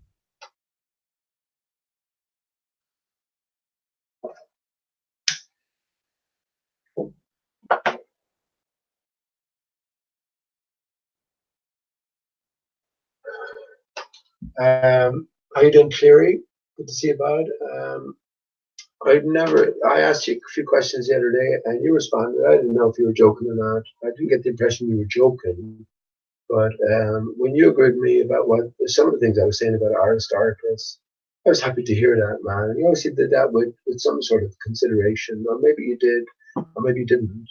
Um, but I'd like to hear. I mean, what aspects do you agree with me in regards to what I've been saying about Aristarchus, and how did you come to fall on that sort of point of view or that affirming position? Was it independently or was it based on, maybe some of the things that I've been saying? I don't know. That's all I'm saying. I don't know. I've nothing to go on. Um, but I am happy to hear that some are considering these things anyway.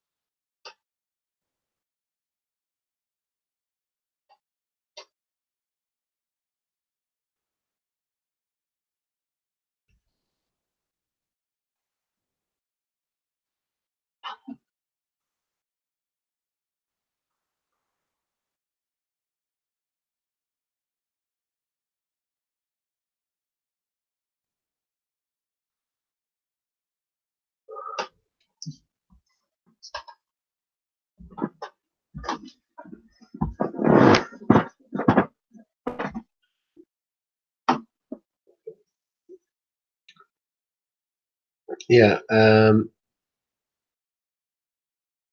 Yeah. Well, there you go. There's a magnetic center up north, and there's probably once a tree there. Right, I agree with you, Kerry. That tree is Aristarchus, and that's what is reflected everywhere. The most clear picture we get of it is in its reflected form as crater Aristarchus or creator Aristarchus from the moon. And when we look at all the disparate and seemingly distinct and separate craters, well, when we look at everything in a different light, well, we can come to understand that we're looking at one, one crater expressing, kaleidoscopically expressing, my best way of putting it. Let me just show you a perfect example of this. This expression is the crater clavius, as I've pointed out loads of times. Again, just take the time. What's wrong with you? Take the time to just download the picture and just look at it. Just look at it, and well, it will come to you. It will come to you. We're dealing with reflected artifacts, and we're dealing with the same thing being reflected over and over again. The smallest of craters here is the biggest of craters, just a smaller, and everything else you're looking from a different perspective. So this one here, you're looking at it, this same one here from let's say a closer view and slightly over here to the sort of bottom right, no, and rotate it around. That sort of idea. You can even see here, see this little dot down here? Let me zoom in a small bit.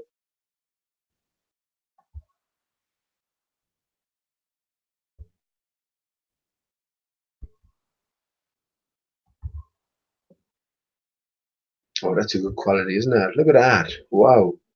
Look at that. So look, this is Crater Clavius, by the way. If you haven't heard me mention this before, this is the moon. This is the moon crater that Stanley Kubrick decided to have as a base for the moon landings on 2001: A Space Odyssey. And the reason I say that he decided to have it there is because this is one of the most obvious craters in inverted commas that lets us know we are dealing with reflected artifacts. And as I say, for me now, all I can do is look at it for a second or two, and not even that, and I can see this in spades. I can see it all over the place. For you, it might, as I say, take 5 minutes, take 10 minutes, take as long as you like until you see it. But once you see it, then you can't unsee it. The same thing. Every one of these things is the same thing all the way down. Get down to as I zoom in here.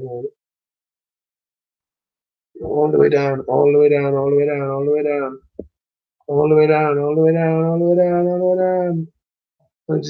All these different craters as well. Sunlight. We have daylight and we have nighttime. This is what these reflect. This is what it reflects. We have daytime and nighttime. This is just the Earth itself. So when we're saying we live in Aristarchus, this is what this is reflecting.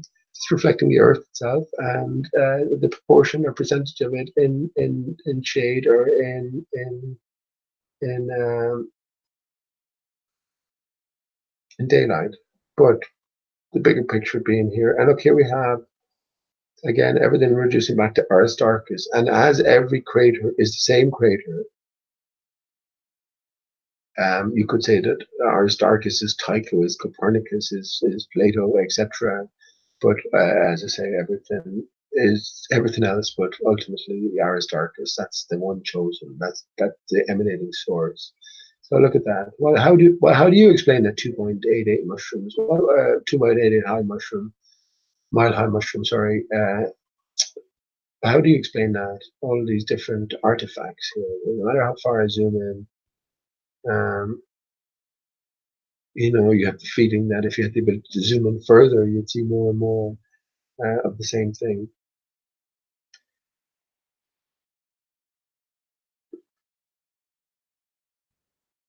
Fascinating concept, isn't it?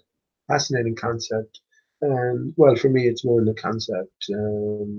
It's just something I accept as being the case. How do I prove that to anybody? I don't know how I'd go about proving that to anybody. I think you just have to see it or not. You have to consider it first of all. You're never going to consider this if you're not a flat earther. You just never consider it, right? So that's that basic start. You start branching off point.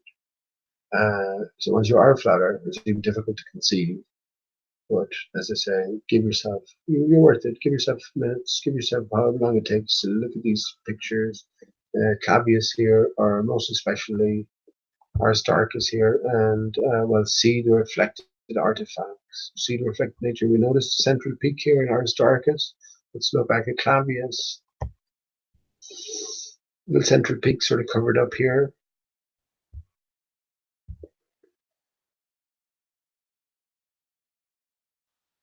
By this anomaly. But as I say, it's reflected anomaly.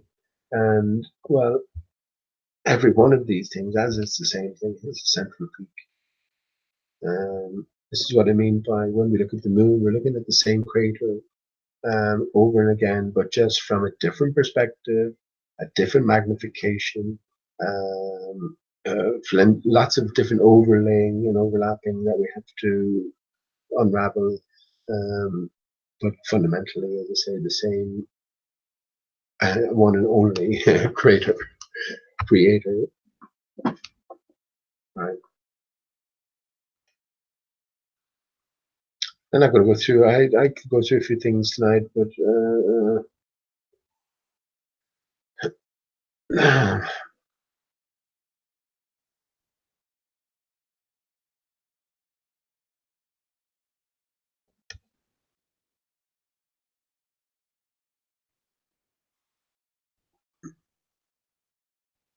yeah, okay, that's fine.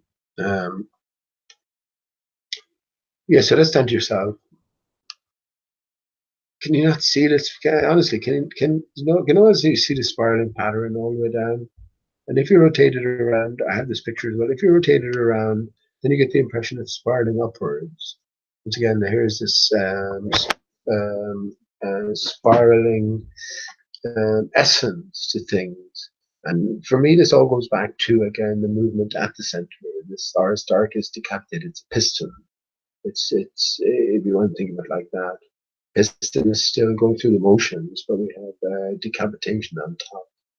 And this is what we're experiencing when we see the cycles of the moon or the annual cycles of the sun. It's down to this core motion, right? And yeah, this is integral part of the Earth. Can't separate it from the Earth, and so the night sky or the skylights are an expression of this emanating source that is part of the Earth. So in this sense, we can say that the Earth is moving once per day, rotating once per day. We can say that the Earth this is what I've said to ballers, and I think I made it clear to people like Tim Osman. And when I call him a liar, I say that they're using terms that they understand a certain way, but they also understand that we, on hearing them, will interpret them in a different way. So that's the sense that I call them a liar. There is that intent there, deceptive intent behind that. But what they might be describing when they say the Earth is a spinning ball, right? Is the Earth intact? You know what I mean? With the tree intact and the toroidal field, the apple field intact. Yeah, everything moving at that natural rate, whatever that might be. Yeah, I think that this is how they mix and match terms for the purposes of confusion and ultimately deception. We know they're playing disruptive parts, but maybe they're for the greater good. We can bear these things in mind. But yeah, when we come to flat Earth, we have to get some grasp on the component parts. What we mean by Earth. What have you replaced the vacuum of space with? If you say this is subjective reality, what have you replaced the vacuum of space with? Reality creator. What have you decided the barrier is composed of? What is the greater structure to the Earth? And without any of these different parts, how are you supposed to make progress? How can you say what is and what isn't? And for me, a perfect example is gravity. Well, when flat earthers were led down the pathway that we don't need gravity anymore, everything is settled in terms of density and relative density. Well, for me, no, it's not. It um, it, it may seem like that, but when we consider the system as a whole, everything has to be layered in the way it is for a reason. The ground is something, right? The ground is something. If there's a subjective reality, Earth is something. So, if you want to define Earth in terms of its confines, you have to define what's within and what's without. This is where, if you fail to state anything about what do you replace the vacuum of space with, or what the container or the barrier separates Earth from, well, you're stopped right there. You come to a dead halt because then you can never say what might be or might not be beyond that. So yeah, for me myself, it's water. It has to be water. And once I accept that, can I prove it to you? No, I can't. I'm about proving it to you, but can I prove it to myself? No, I can't. But as I've accepted that there's a different game in play here, and we're meant to put the pieces together to formulate that picture of reality or of truth. Um, yeah, I would go along with that. Whereas I understand that you necessarily and probably will not go along with, but that's okay. But yeah, so I left this picture on screen purposefully for a few minutes now. Fascinating stuff. Honestly, this is honestly fascinating stuff. You can see that spiral pattern all the way down. Reflected artifacts. Yeah.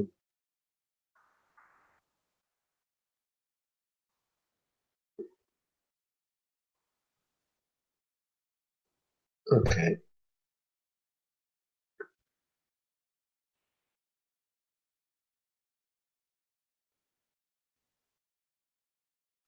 Oh, for fuck's sake, the 2.88 5D structures. How can we get a brain around 5D structures?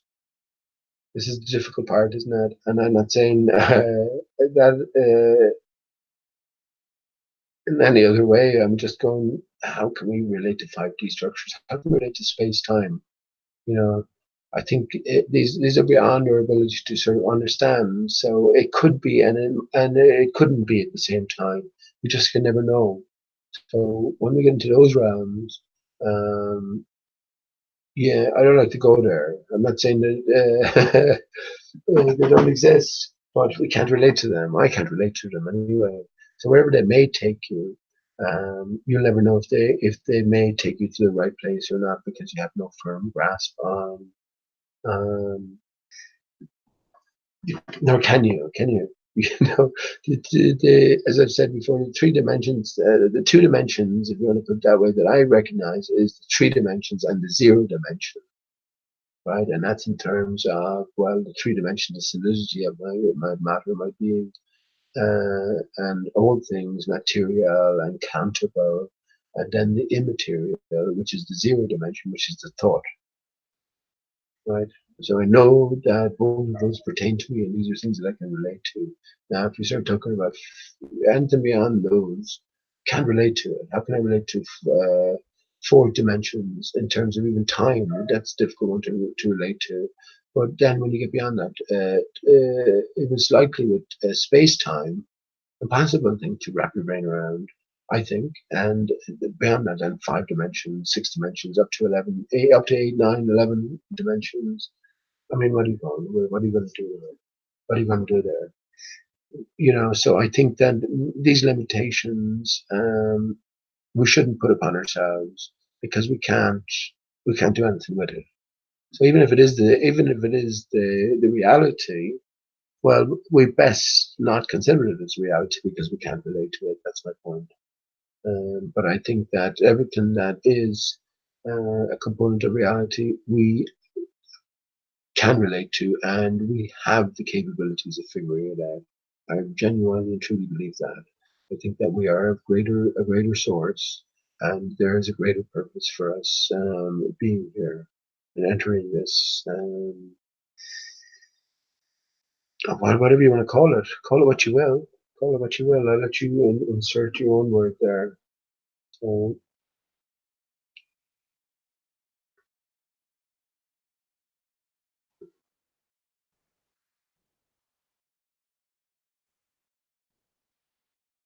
My view says I was weeding the garden the other day and a blackbird kept following me, so I threw a few worms. I guess that's good from the blackbird's point of view, but not too good from the worm's point of view. It is the late worm that misses the early bird, Otto, right? Yeah, worms, hashtag worms lives matter too. Earthworm. So I was thinking about actually, now that you mention it, Star Wars and the sandworm. Remember the sandworm from, was it number 2 or The Empire Strikes Back or whatever? Well, I was thinking, because all of these presentations are clues for us. There is the equation being made between sand and earth. And that's what I say Earth is. It's sort of sand and water, and time. And then you have these earthworms, which do their own thing, and everything acting in a certain way gives us this transformation from sand to earth. And we can appreciate that as well when we go to the beach where you have pure sand, where no plants will grow. As you move your way inland, then gradually it turns to a more earthy sort of constituency, and the more and more greenery starts to grow. So yeah, very interesting. Very interesting. Star Wars as well. Star Trek, I also mentioned. Star Trek is an anagram of star, wrecked star, and the perfect description of R.I. Stark as if decapitated, right? Right. Okay, well, I don't mean to break any conversations up or anything, but it's sort of getting a bit late here, and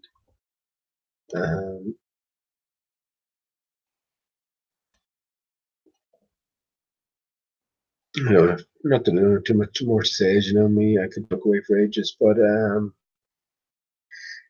in relation to the song I sang earlier on, let me sing my usual parting song.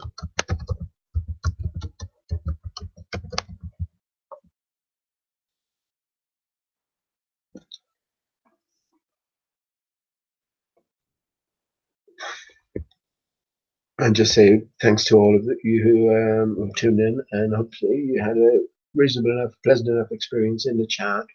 And maybe I talked about one or two things that will give you pause for thought. And that's what it's all about at the end of the day. Once again, I would say thank you for tuning in, and until the next time, I'll leave you with the usual.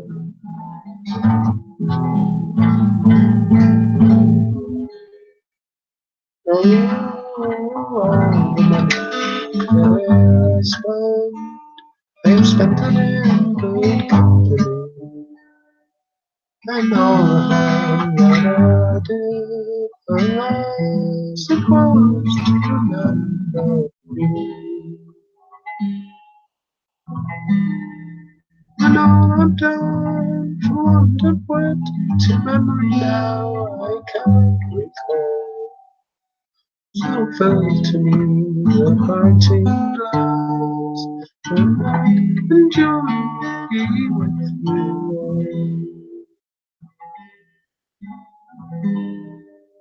If I had money enough to spend and leisure time to sit a while, there is a fair maiden town that's only as I might be found. Rosy cheeks, ruby lips, and she has my heart and soul. So come to me, your parting glass, night, enjoy being with you.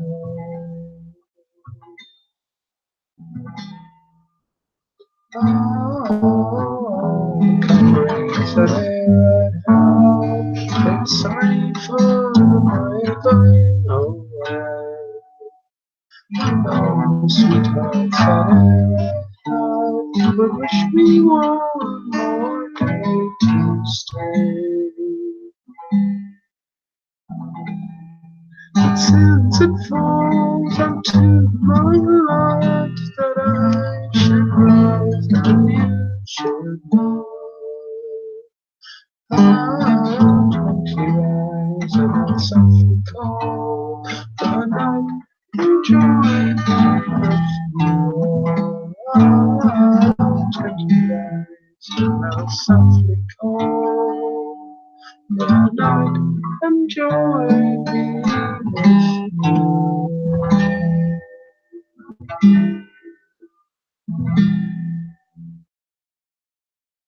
Good night, friends.